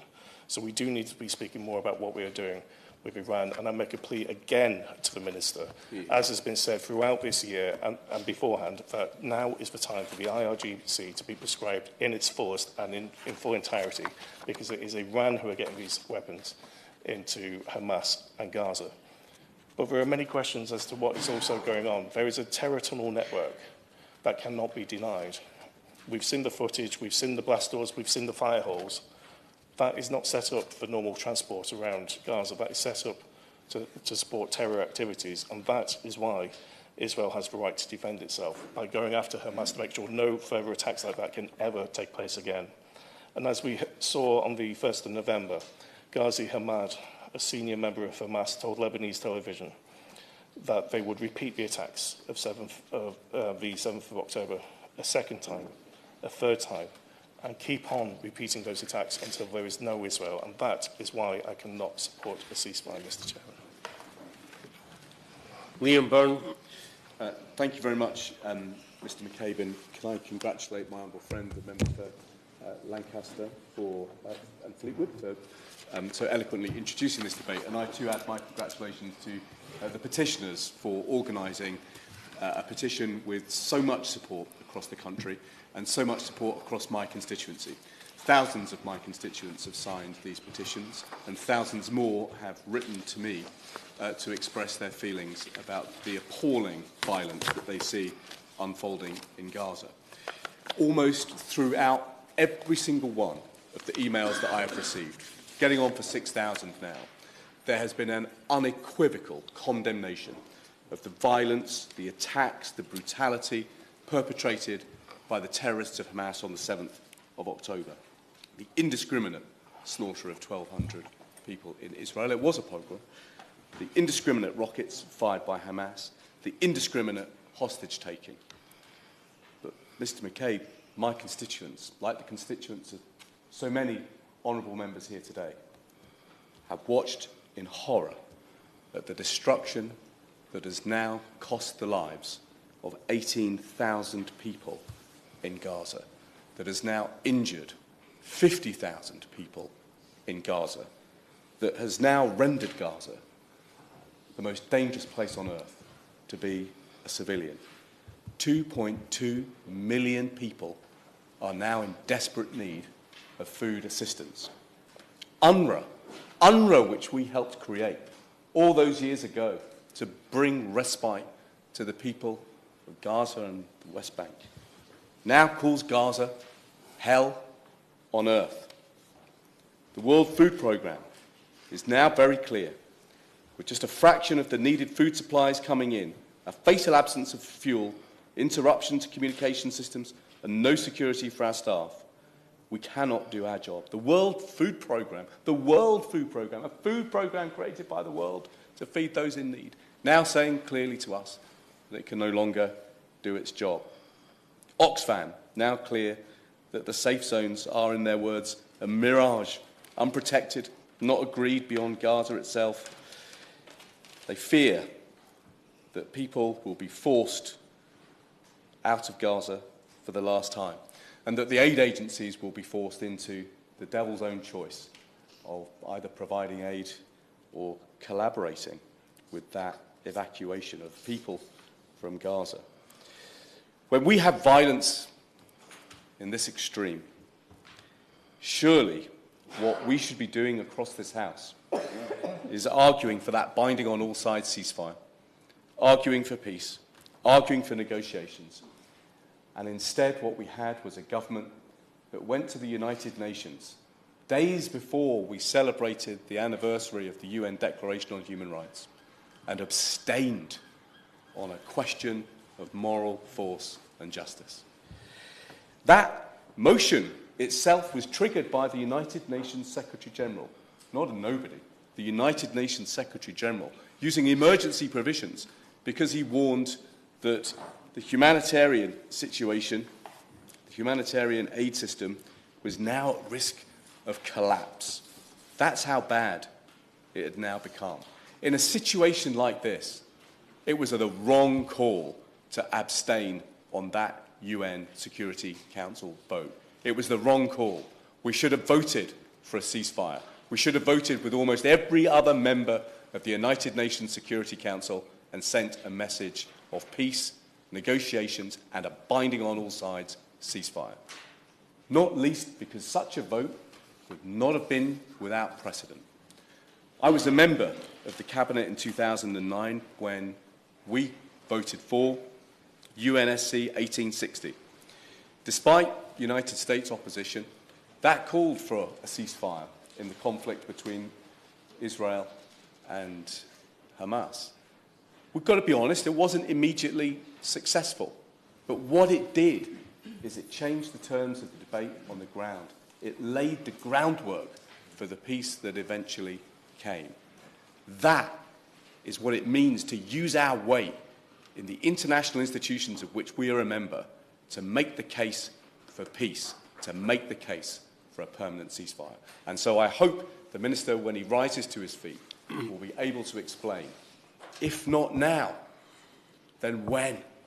How many more people will die before the United Kingdom does the right thing and votes for peace, votes for negotiations, and yes, votes for a ceasefire?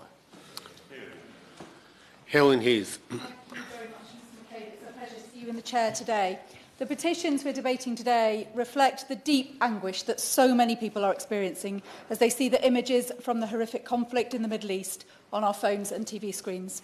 The attack by Hamas on the 7th of October was an utterly horrific outrage, the biggest terror attack since 9/11 and the largest killing of Jewish people since the Holocaust. We stand with Israeli citizens in their pain and trauma, in condemnation of Hamas, in the call for all hostages to be released, and in the desire never again to experience such horror. But since the 7th of October, we have seen an unprecedented killing of civilians in Gaza. More Palestinians have been killed in the past 2 months than in the previous 75 years of the existence of the State of Israel. More civilians have been killed in this conflict than have been killed by Russia during the war in Ukraine. All conflicts are constrained by international law, which requires proportionality and the protection of civilians. International law also confers strict obligations on Israel as an occupying power. It is clear from many testimonies coming out of Gaza that Israel's response to the horror of the 7th of October has not been proportionate and that civilians have not been protected. In addition to the thousands of Palestinian civilians who've been killed in the violence, a humanitarian catastrophe is unfolding in Gaza due to the destruction of critical infrastructure and the lack of access to deliver aid at scale. Civilians are dying due to a lack of medicine, food and water, and there is an imminent risk of deadly disease. The UK government says, repeatedly and correctly, that the Israeli government must act within international law. So my first question, in the face of the unfolding and unremitting horror in Gaza, the killing of civilians, displacement of a majority of the population, and the humanitarian catastrophe, is what action will the UK government take when the Israeli government is so plainly not acting within international law? It appears that the UK government's approach has been to avoid criticism of Israel in public and seek to exert pressure in private. But this is clearly not yielding results. The track record of the Israeli government in previous conflicts in Gaza is clear. They will stop the violence when the international pressure gets too much. When the Israeli government won't respond to private pressure, the time has come to say publicly what so many people can see in front of their eyes. The conflict in Gaza must stop because the killing of so many innocent civilians is unacceptable and it is also illegal in international law. We must call for a ceasefire because the current situation simply cannot continue, and we must work to ensure that the next ceasefire becomes permanent. But we must also turn our attention to the question of how peace can be established in this region. Just as it is clear that the current Israeli military strategy is unacceptable in terms of its human cost, it is also clear that this strategy cannot and will not succeed in creating a context for peace. Support for the Israeli people's desire to live in peace and security requires that the Israeli government is challenged on its current military strategy of such unrelenting ferocity that it can only fuel more hatred. The violence must stop, and the ground must be laid for a political strategy for the defeat of Hamas, a political process for the realisation of a two-state solution where a safe and secure Israel lives alongside a sovereign Palestine. Hamas will not be defeated militarily unless there is a credible plan to win the peace. The Israeli government's current actions in Gaza are creating a traumatised generation of Gazans, teaching them that there is no peaceful coexistence with Israel. It is also important that the Israeli government is challenged on the inflammatory and unacceptable rhetoric of some of its ministers, referring to Gazans as animals, calling for population transfers, ethnic cleansing by another name. The cause of peace cannot be advanced while such statements go unchallenged. Can the Minister say why the UK government has not contradicted these statements or sanctioned those responsible? The Palestinian people need to understand that there is a broad coalition of countries and leaders who support them in their desire for peace and self-determination, who are willing to challenge the actions of the Israeli government in Gaza and the West Bank, including illegal settlements and settler violence, which are designed to undermine the two-state solution. So can I ask the Minister why the UK government has not followed the US in taking visa action against the leaders of illegal settlements and participants in settler violence? What is the UK government doing to assess the legality of IDF action in Gaza, and what is being said to the Israeli government about the conditionality of future arms exports? What is the UK government doing to build a consensus describing a concrete alternative with other key countries, including France, Germany, the Gulf states and Egypt? And how many of these countries has the Prime Minister spoken to since the war restarted?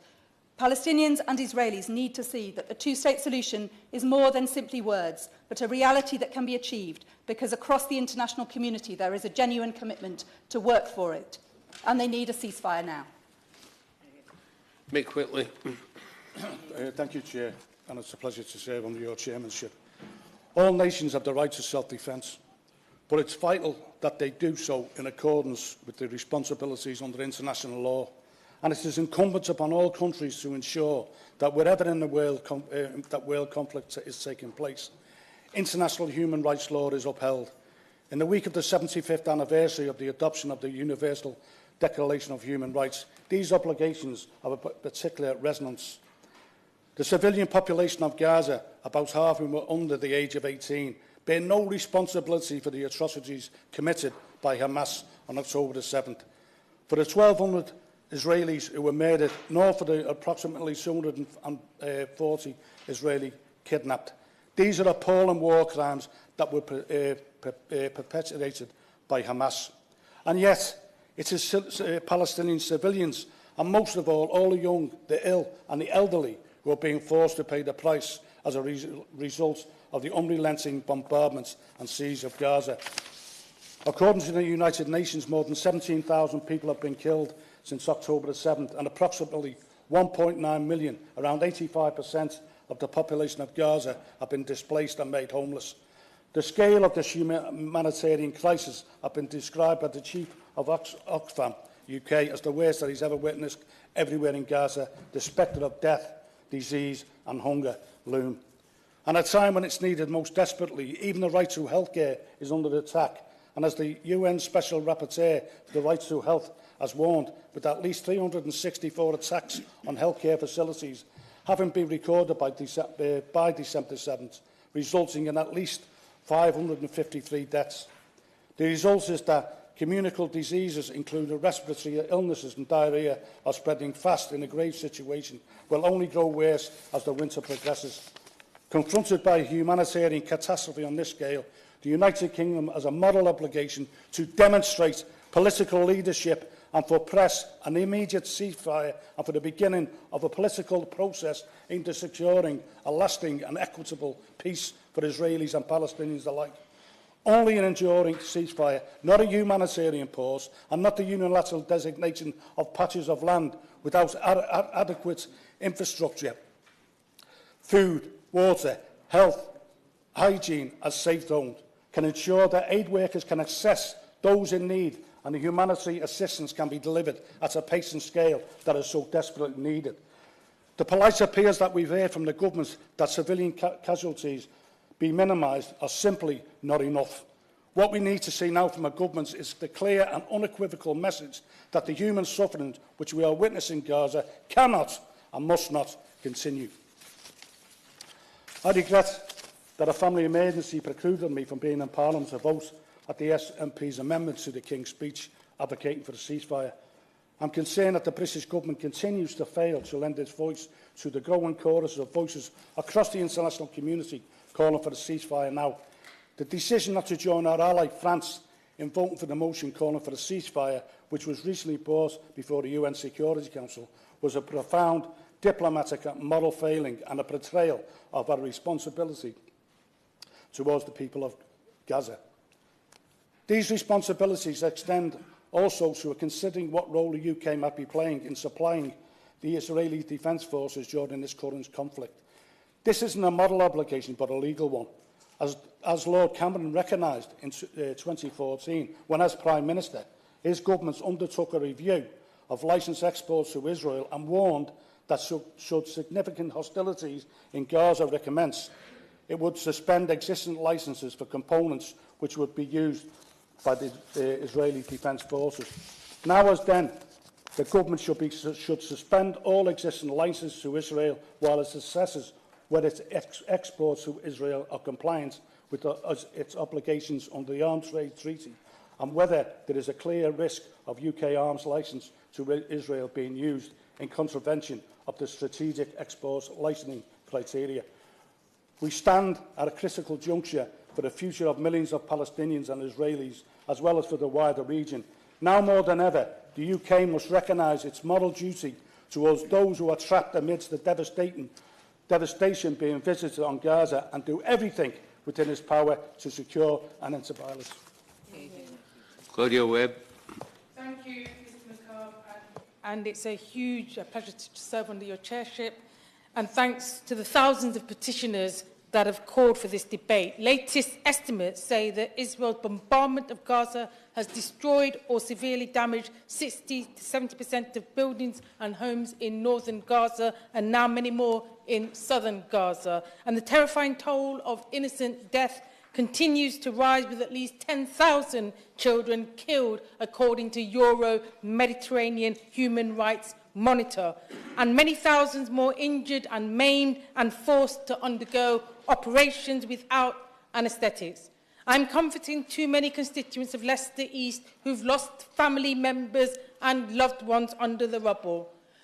I've received over 6,400 constituent correspondence calling for a ceasefire. The toll from bombs and missiles is appalling.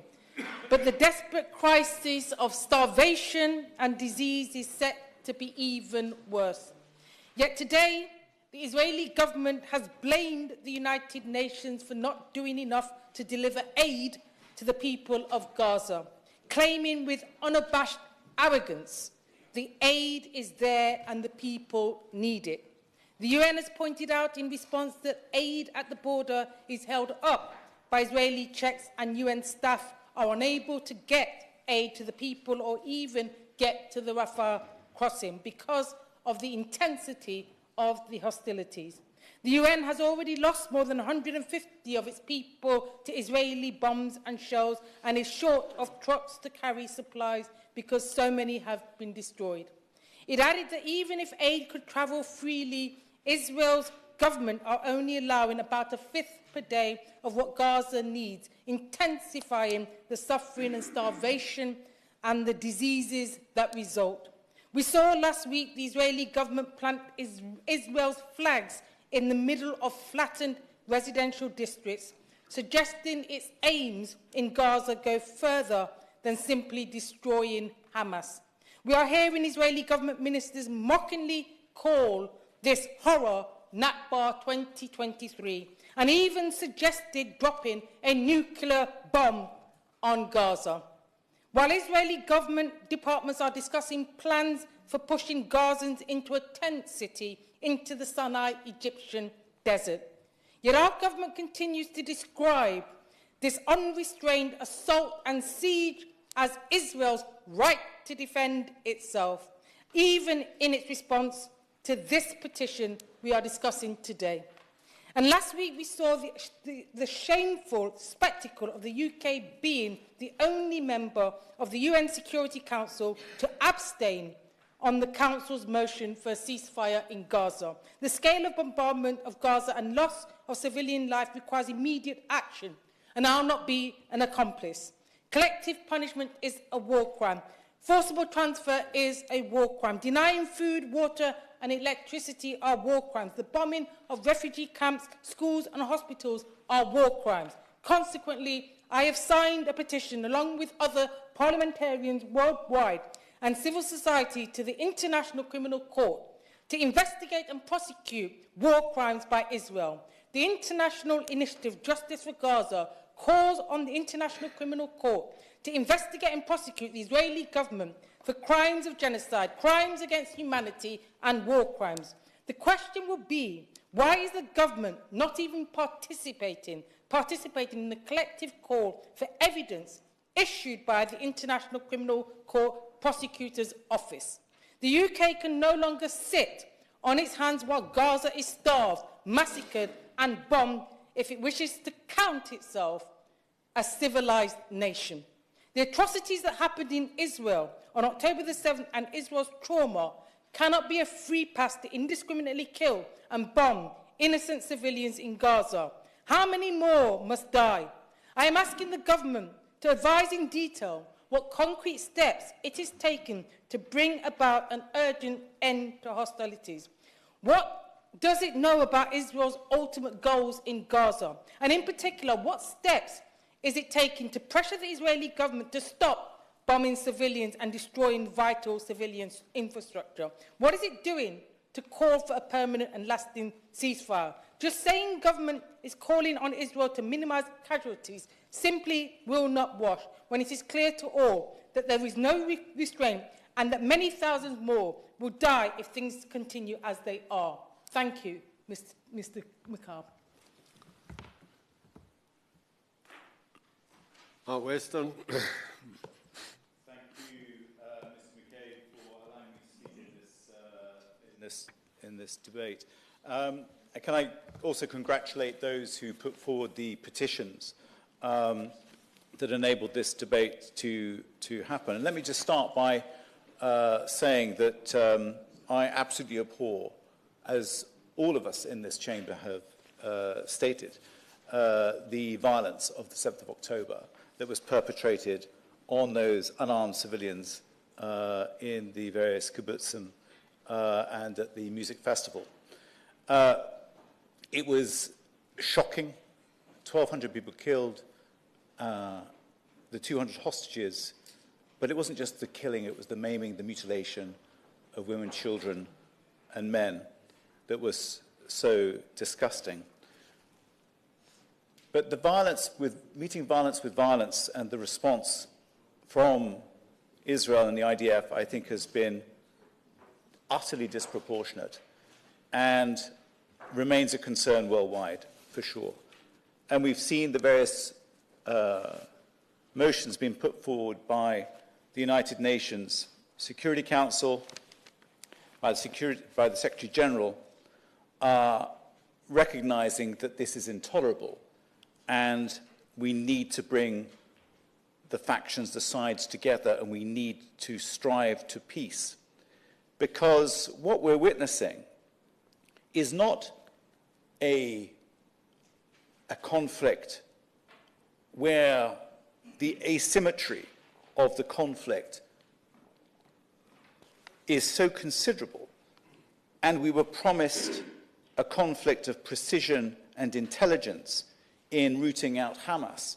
But what we're actually seeing is the indiscriminate loss of civilian lives, of children, of women, and of course of men. But just the scenes, as so many colleagues have described, are so horrifying.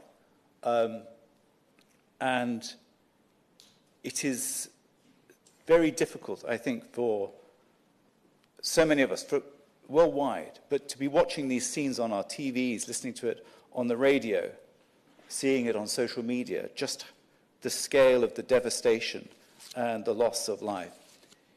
I really had believed and do wish to believe that Israel wishes to secure the 3 Hamas leaders, but the way it's going about it seems to be utterly inappropriate. It is a case that the only way this will be brought to a resolution is through political negotiation and through targeted military action. But the fact that this is now spreading into more activity in the West Bank, even greater numbers of illegal settlements, must concern all of us, not just in that region, but around the world.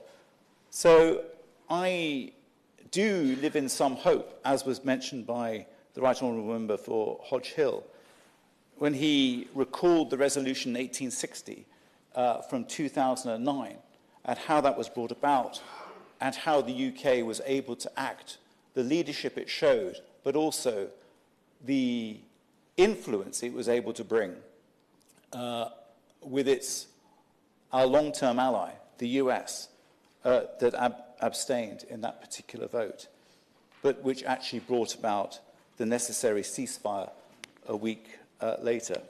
Because, Mr. McKay, we need to see peace in that region. We need to see a stable, secure Israel. But the only way we're ever going to achieve that is with a stable, secure Palestine as well. For too long, the nations and politicians in this place have ignored the plight of that region.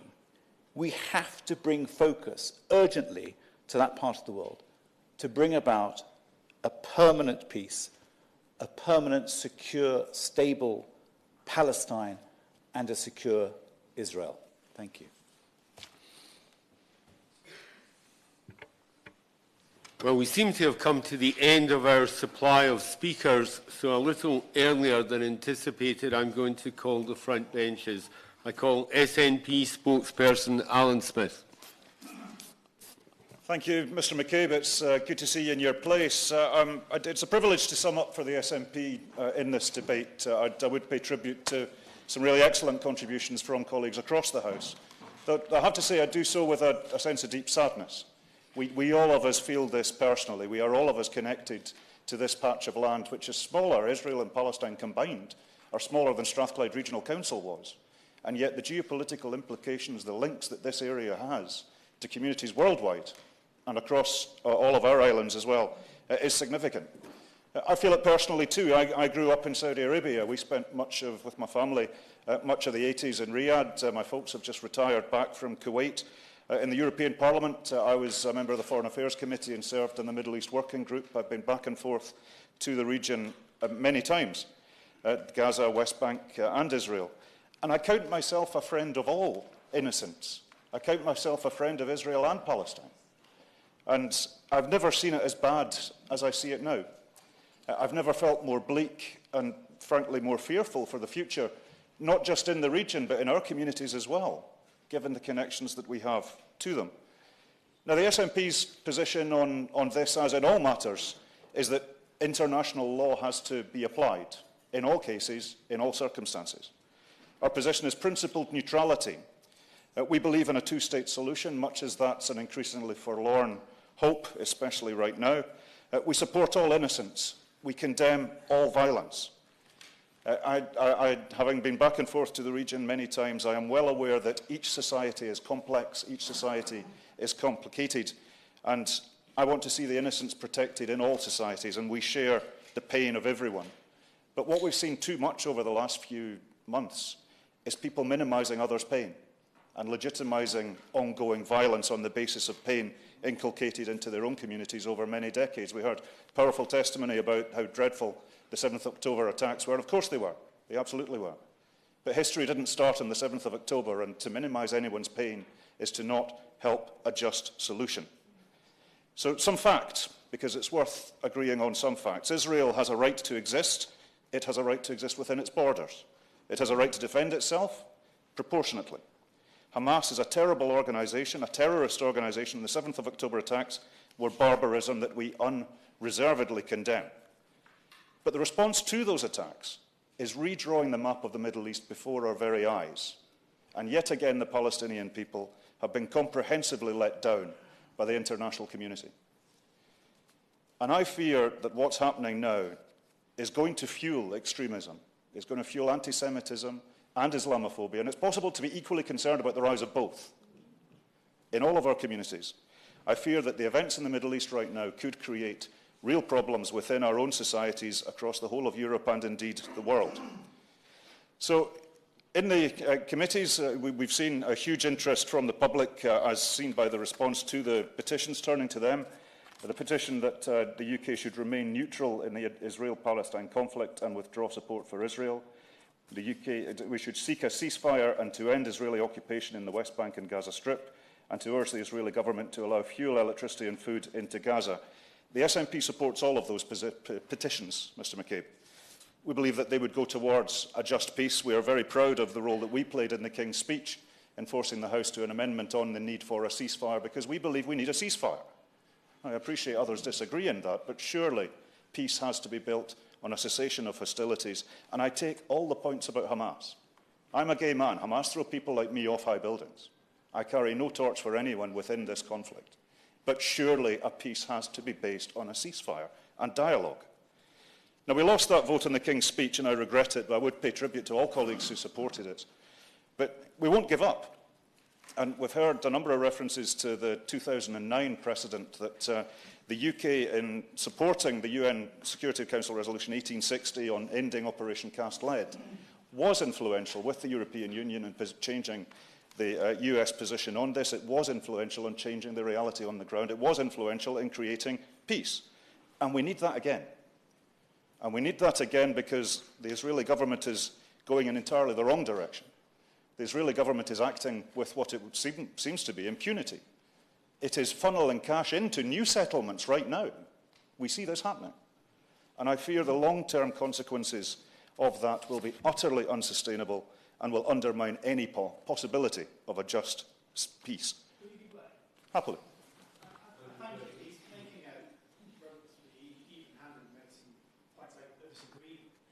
On the issue, though, of a ceasefire, and he refers to previous ceasefires, the consequence of those ceasefires, though, as he knows, was a continued building up of the terror network in Gaza. It was the continuation of thousands of rockets aimed, each one of them aimed at civilians, and the consequence of it was the much greater murder of innocents we saw on October the 7th. So I understand he's genuine in his desire for a ceasefire, but what is his policy then for how we rid Hamas, who we all hate equally, I hope, from the governance of the Gaza Strip? Alan Smith. An important intervention, and I'd agree. We need to rid Hamas for the region, for the benefit of the Palestinians in Gaza as well as the wider region. But I don't see that there is a military answer to that. And I don't see that the military campaign is being that successful in its eradication, frankly. What we are seeing is disproportionate attacks on civilians, and particularly in northern Gaza, but now increasingly in the south, we're seeing any prospect of a viable two-state solution or a viable community for people to go back to being ruined. And that is targeting, perhaps indirectly, the civilians within the region. So I think that fuels the conditions where Hamas prospers. I think that makes it easier for Hamas to continue. So we disagree on that. I think a ceasefire has to happen in order to allow talks, however difficult, however painful, to progress. Because Hamas isn't going away. So I think we need to go further than a ceasefire, and I'll make a couple of points to the Minister, who knows I have much respect for. We need to surely focus more on accountability long term. We are seeing individuals, either non-state actors or otherwise, acting with what seems to be a lack of accountability. We surely need to support the International Criminal Court investigation and its call for evidence. I think the UK is in a position to be particularly influential within that, because we are seeing war crimes. Now, I think war crimes need to be properly investigated by proper authorities. I don't think politicians ourselves should shoot from the hip on such matters, but we need to see a proper investigation by the proper authorities, and that needs to be supported by the UK, surely. We need to see a greater focus also on the proxy violence by settlers on the West Bank and in Jerusalem, because we are seeing the map of the Middle East being redrawn before our eyes, and the prospect of a two-state solution utterly undermined by the policies of the Israeli government right now, today. That has to stop, and there must be accountability of it. We're seeing the map being redrawn, and that finally, surely, has to result in consequences in law. We also, and again a point for the Minister, we need to stop aiding Israel in its military action, to my mind, because I think there is sufficient genuine concern about the misuse of material supplied against civilians, however indirectly, however accidentally, but surely there's sufficient concern that in order to help a peace, the UK should stop supplying logistical and surveillance support to the State of Israel in its actions, because it is disproportionate. So I do believe a just peace is possible. I do believe that the Eastern Mediterranean could be paradise, but it's been blighted by the legacy of empire, it's been blighted by corruption, religious politics, political religion, and all sorts of other issues too. But what we're seeing right now is going to have great consequence for our communities into the future and the region as well. So we should support peace, we should support a ceasefire, and if the Minister is looking to work on that, I'll back him all the way. Thank you, Mr McCabe. Thank you. And I call Opposition Spokesman Wayne David. Thank you, Mr McCabe, and it's a pleasure to serve under your chairpersonship. No one can doubt the gravity of the situation in Gaza. Despite what we see on our television screens night after night, we cannot begin to understand the horror for the people of Gaza who actually live day in, day out through this terror. And I have to say, too, it is particularly moving and distressing to see what happens to so many children who have lost their lives and who are being injured in such a terrible way. And equally, no one can doubt the sincerity of the people of this country who share our emotions and who's decided to sign these petitions in such great numbers, many thousands of people. I've also been extremely moved by the contributions we've heard from members today. I think that we've heard a number of genuine and heartfelt contributions, and I think if there is a commonality between them all, it is that our shared view that the killing and horror must stop as quickly as is humanly possible. The question is, what would our intervention be most effective in doing, and what form that intervention should take? Now, a number of people have said that we should be arguing for a ceasefire, both parties having a ceasefire as quickly as is possible.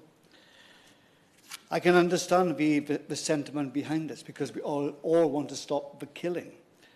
But it's important to bear in mind, if we're going to have a genuine ceasefire, it needs both warring parties to agree to that. Unfortunately, there is little indication that that would be the case. And that is why, personally, I believe very strongly that we must argue for a meaningful cessation of violence. It's happened on one occasion, sadly it didn't continue, but I still think it's worth making the case for that, because that will save lives, and it will hopefully move us towards a situation where we could have a genuine, long-lasting peace.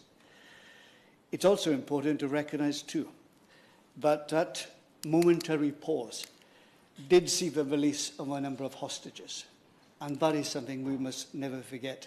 It's extremely important for those families who are concerned about those hostages who are being held in the most appalling conditions and being treated badly, it seems. So that is something which must be foremost in our minds as well, too. I think that if we had a further meaningful cessation of violence, that would allow the real relief which is desperately needed to come into Gaza in a meaningful way. We had some short respite, but that is obviously nowhere near enough, and we must place the emphasis on what is desperately needed by so many people there. More food, more water, more medicines, and also critically, more fuel is desperately needed. And I think it is so important that we don't lock ourselves into seemingly esoteric discussions about what words or phrases we use. We must do everything we humanly can to make life as easier for the people of Gaza as we possibly can. I also think, in a very practical sense, I think there is a need for our government and all governments to argue for more relief routes into Gaza. And I would strongly urge that the government does make forceful representations, if it's not making them already ready, for the Kerem Shalom crossing to be opened by the Israeli government as quickly as is possible. But could I also make a few broader points as well, too? Inevitably, our focus, quite rightly perhaps, is on the situation in Gaza. But let's not forget what is happening in the West Bank as well. Because since October the 7th, we've seen an increase in settler violence. We've seen some 300 attacks by illegal settlers. We've seen 250 Palestinian people being killed, and 4 Israelis have been killed as well. And I think it's extremely important to recognise in this situation now that those settlements which have taken place and are currently expanding and giving more funds, it seems, by the Israeli government, should not be there. They are illegal settlements. And at the very least, we should be saying there should be no increase in those settlements.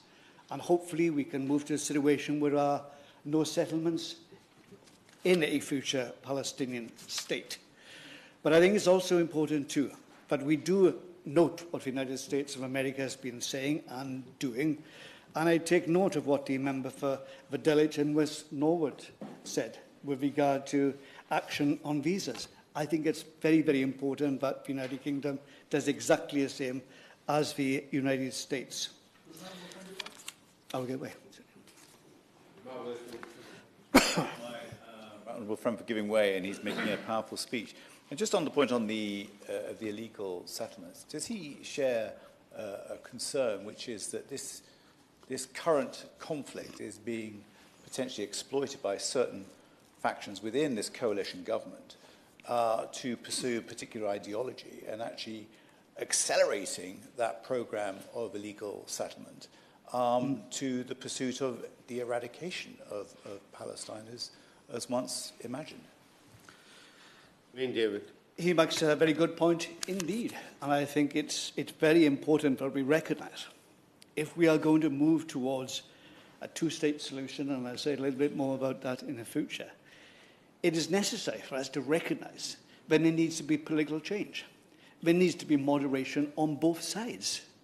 You know, we cannot have a situation where Hamas is seen to be the dominant Palestinian voice, which it is not, incidentally, but many people believe that to be the case, when they want the destruction of the state of Israel.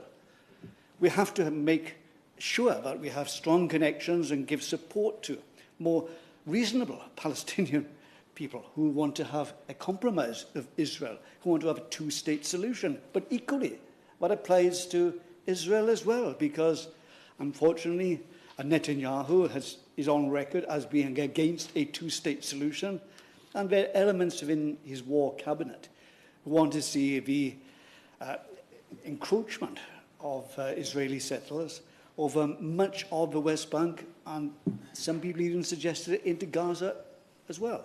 And I think it's extremely important that the international community begins to think about these issues and begins to work towards a consensus of what needs to be achieved in the future.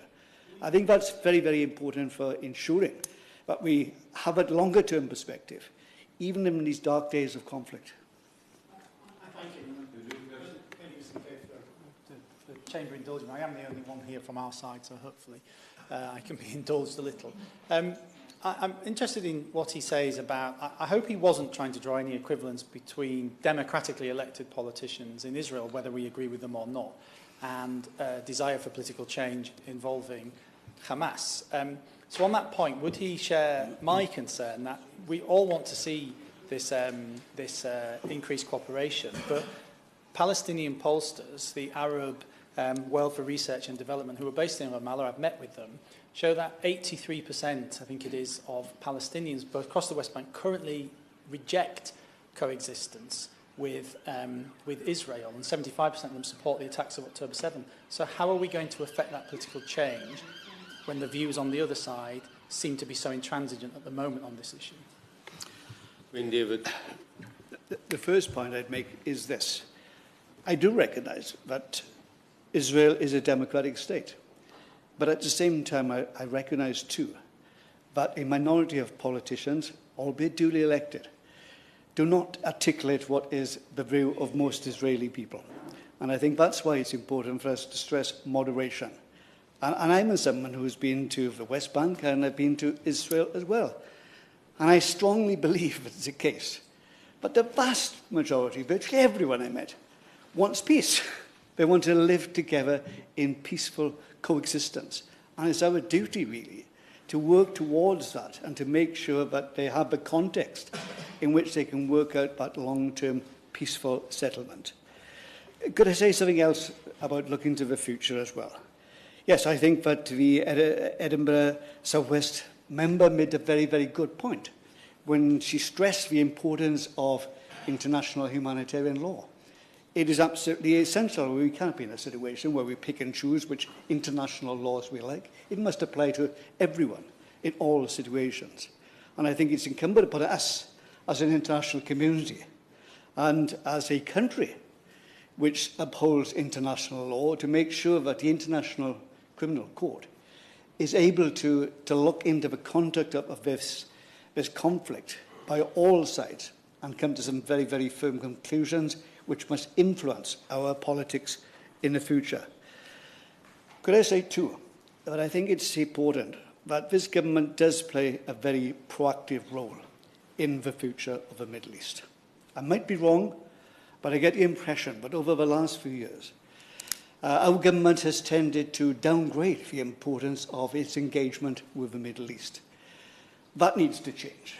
There needs to be a far greater emphasis and consistency and real commitment from this government, and I hope we will see that in the future. And it's important in the near future that it's done, because once this conflict is over, what we will not and cannot see is another Nakba occurring. We cannot see the population of Gaza being forced into Egypt. That is totally unacceptable. What we must do is place a strong emphasis, and that's why I want a meaningful cessation of hostilities, so that we begin to materially talk about these issues. I want to see Gaza being rebuilt, and it will require greater investment by the international community. It will mean Britain and others working with the Arab states to make sure that there's that sufficient investment and security both for Palestinians and for Israelis as soon as the conflict is over. The final point I'd make is this, Mr. McCabe. I think it's very, very important that we, in this difficult situation, do hold out a clear vision of the future. And I think it's very important that that future must rest on a two-state solution. And to achieve that, we need to have hope. We need to have hope that it is better for people to live together than to engage in perpetual conflict. And the choice for the international community is very, very clear. It is pretending that, well, once the conflict is over, we can pack our bags and forget about it and go on to the next conflict. We cannot. We must learn the lesson of history, and that is if the international community, working with everybody in the region, does not do its level best to make sure there's a two-state solution, then this terrible conflict will be replicated in 20 years' time and another 20 years and so on and so forth. We have to make sure that the issue is addressed in a systematic and coherent way. And I would very much hope that the government does share that perspective, and I look forward to the Minister's response to this debate. Thank you. Minister Leo Doherty. Well, thank you very much indeed, Mr. McCabe. I'm grateful to the Petitions Committee for securing this important debate, for the member that led the debate, and of course my right honourable friend, the Minister of State, is engaged elsewhere in his parliamentary duties. I'm delighted to be able to respond today, and grateful for the powerful and sincere contributions across this chamber this afternoon. Mr. McCabe, of course, we are all very clear, and it's been described at length and in moving detail this afternoon, that profound tragedy is unfolding in the Middle East. Israel has suffered the worst terror attack in its history. In Gaza, too many civilians are dying in this major humanitarian crisis, and we heard moving testimony of some of the tragedies involved on all sides this afternoon. Of course, the hostage release deal, which began in late November, offered a desperately needed moment of hope and respite, and we will continue to press at the UN and directly with Israel for unhindered humanitarian access and further substantive, repeated humanitarian pauses. The brutal attack on 7th of October murdered more than 1,200 people, and the Hamas-run Health Ministry has reported that more than 18,000 civilians are reportedly dead in Gaza. 15 British nationals have lost their lives, with a small number of others taken hostage. More than 100 hostages continue to be held in Gaza, where 3/4 of the population have been displaced. And of course, the UK government has made clear that Israel has the right to defend herself, to free the hostages, and to ensure such an attack can never happen again. At the same time, it must comply with international humanitarian law and take every possible precaution to minimise harm to civilians.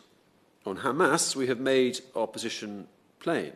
They can have no future in Gaza after their appalling terrorist attacks. They pose a fundamental challenge to the very idea of an Israeli state. So Hamas must release all hostages, stop endangering the lives of Palestinians, and lay down their arms. Let me turn now to the three petitions we're debating today. Firstly, on the call for neutrality, we support Israel's legitimate right to defend itself and take action against terrorism. Hamas terrorists have brutally murdered, raped, kidnapped and maimed ordinary civilians in Israel and callously put civilians in Gaza at risk. Their campaign has not stopped since October the 7th. They have fired hundreds of rockets and publicly repeated their desire to destroy the Israeli state. And they do not speak or act in the interests of Palestinian people. As the Prime Minister has said, we stand in solidarity with the Palestinian people. We continue to urge Israel to ensure its campaign targets Hamas fighters and military objectives, and it is vital that all parties ensure their actions comply with international humanitarian law and take every possible step to minimise harm to civilians. Delighted to give way. I'm really grateful to the Minister for giving way. He says that the UK government urges the Israeli government to undertake targeted strikes and to protect civilians. Can I ask what the UK government will do next when it is plain for all to see that civilians in Gaza are not being protected and that the strikes are not as targeted as they should be? Well, as I've already stated, I'll state again, it is vital that all sides comply with international humanitarian law. And Israel must take every possible step to minimise harm, and they are subject to international law like everyone else. They must also do more to stop settler violence and to hold those responsible to account, and we raise that directly with the Israeli government. Indeed, UK government ministers, including their Prime Minister and Foreign Secretary, have pressed these points in all engagements with their Israeli counterparts very recently. We want to see a safe and secure Israel living alongside a viable and sovereign Palestinian state. Turning to the petition on aid for Gaza, we continue to urge the Israeli government to allow the immediate, unimpeded and safe access of life-saving fuel, electricity and food. Palestinian civilians should not suffer the consequences of Hamas's brutality. As the Foreign Secretary made clear, November the 22nd's agreement to pause hostilities was a crucial step towards addressing the humanitarian emergency in Gaza. The pause provided an important opportunity for food, fuel and other life-saving equipment to enter Gaza, including from the UK via Egypt. The UK has provided 74 tonnes of aid to Gaza, including blankets, sleeping mats and medical provisions, and this has been distributed by the United Nations. And I should add that the Foreign Secretary announced an additional £30 million of humanitarian assistance on the 24th of November, which triples our existing aid budget for the occupied Palestinian territories in this financial year. But of course that will not be enough to meet the immediate needs of the population, and we've pressed Israel to open other land border crossings such as Kerem Shalom, and we hope that will open very soon.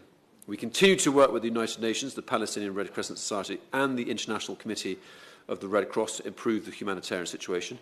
We take seriously Israel's concerns about the stockpiling of aid by Hamas terrorists, but that doesn't negate the need for such aid to reach those who need it inside Gaza. And we're working with the UN to ensure that safeguards and robust processes are in place to ensure aid is only used for humanitarian and civilian purposes. Let me turn now to ceasefires, Mr. McKay. As the Prime Minister has said, there is no scenario in which Hamas can be allowed to control Gaza again. That is why we are not calling for a general ceasefire, which would allow Hamas to regroup and entrench its position. A position, of course, and the government position is, of course, shared by I'm pleased to say, the opposition front bench. Instead, we are focused on urging respect for international law, alleviating human suffering, and hugely importantly, conflict resolution. We remain committed to a two-state solution. Both Israelis and Palestinians have a right to live in peace and security. We agree with the United States that Gaza should ultimately be under Palestinian control, with the Palestinian Authority having a long-term role. And the Prime Minister has discussed this on several occasions with President Abbas. The Foreign Secretary also discussed how to support the Palestinian Authority, including through training and capacity building during his regional visit in November. We do not believe that the long-term presence of Israeli security forces within Gaza would be of benefit to Israelis or Palestinians. In the short term, the government, of course, we welcome November's hostage and prisoner releases and the pause in fighting, which allowed for the increased flow of fuel and aid, as I've said. And, of course, we are pressing for further pauses on humanitarian grounds to get more aid in and hostages out. And can I conclude by thanking the public, Mr McCabe, and my fellow parliamentarians for an impassioned and sincere debate this afternoon, and for their continued engagement on these critical issues. Delighted to give way. As he has the time, but notwithstanding that, I did ask a question, which is whether his department is likely to sponsor a full-day debate in the chamber. Clearly, there is an important issue to be debated about the way Israel is conducting the war and how we achieve peace. But it's also the case that with the degree of settler and IDF violence in the West Bank, with the settlement expansion that's going on, and with UK components in arms supplies, there are many other issues around the Israel-Gaza war which need to be debated. So would he give that undertaking? Yeah. Well, the honourable gentleman asked a valid question. I can't give that assurance because, of course, it's a question for the Leader of the House. But we note that, and I'm sure we will relay that request to the Leader of the House, and she will give it her due consideration. But I think this afternoon demonstrates that there's a tremendous, understandably, a tremendous level of interest from colleagues, reflective of the profound level of interest shown by the general public. Delighted. Mr.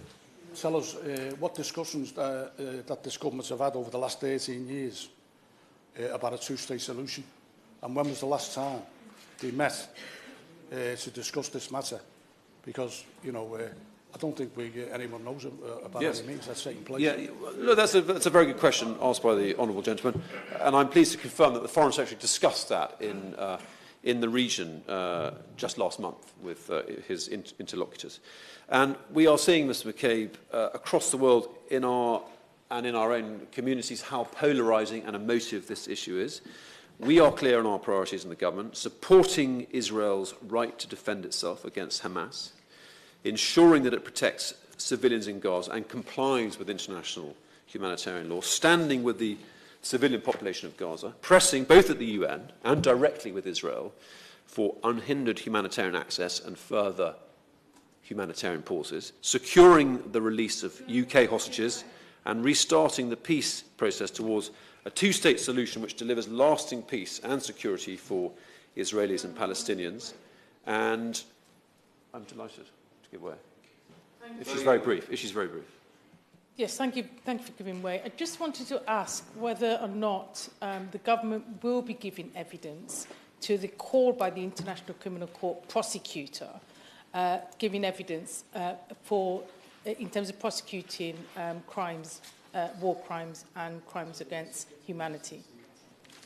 Yeah, the conduct of the ICC is of course, a matter for the ICC.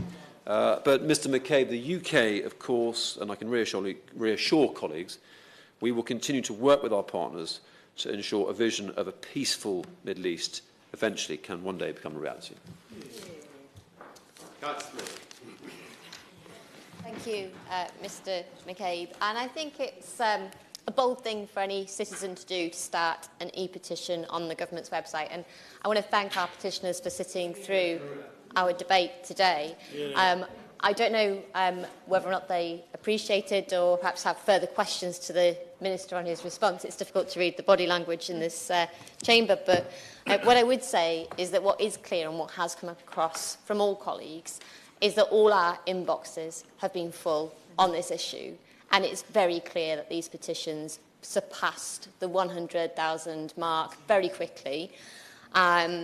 With 600,000 people signing these three petitions, we have secured time to debate this issue in the House. That is something that was achieved by citizens in this country, which my honourable friend for Hammersmith has been attempting to seek through business questions, was achieved by citizens. And I think that is a real testament to the e-petitions procedure. And I would encourage them and anyone watching to fully engage in that process. And just to say, there were plenty of things that we can disagree on in this chamber and indeed in this debate, but there are some things which we can agree on, and those would be that the pain, the death, the suffering on both sides is something which has touched all of our hearts, and the unimaginable acts of terror that have been felt upon citizens, both Israeli and Palestinian, have definitely affected all of us. I don't believe that a military solution will ever be successful, and I do believe that peace is only ever won when weapons are laid down.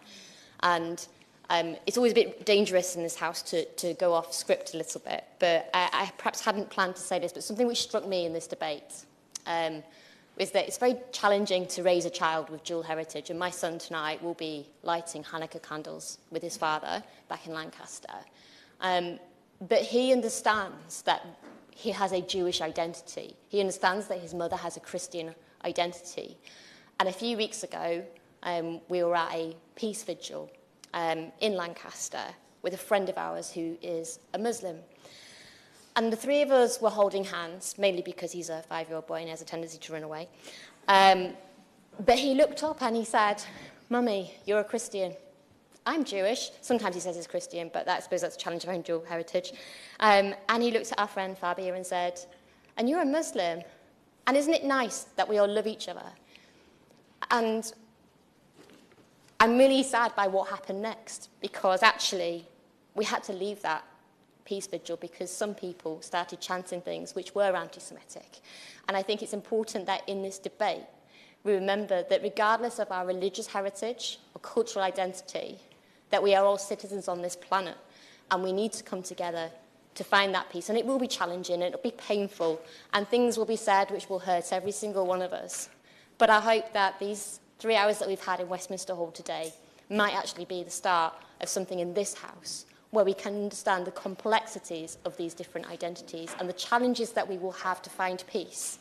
And I hope we might find that peace, Mr. McCabe. Thank you. Thank you. A good way to conclude.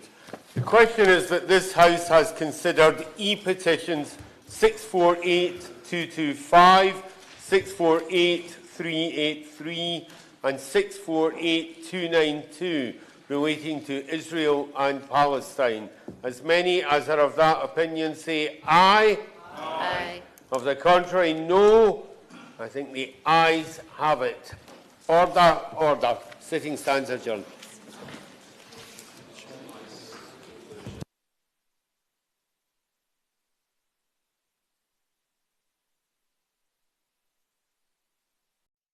The proceeding has ended.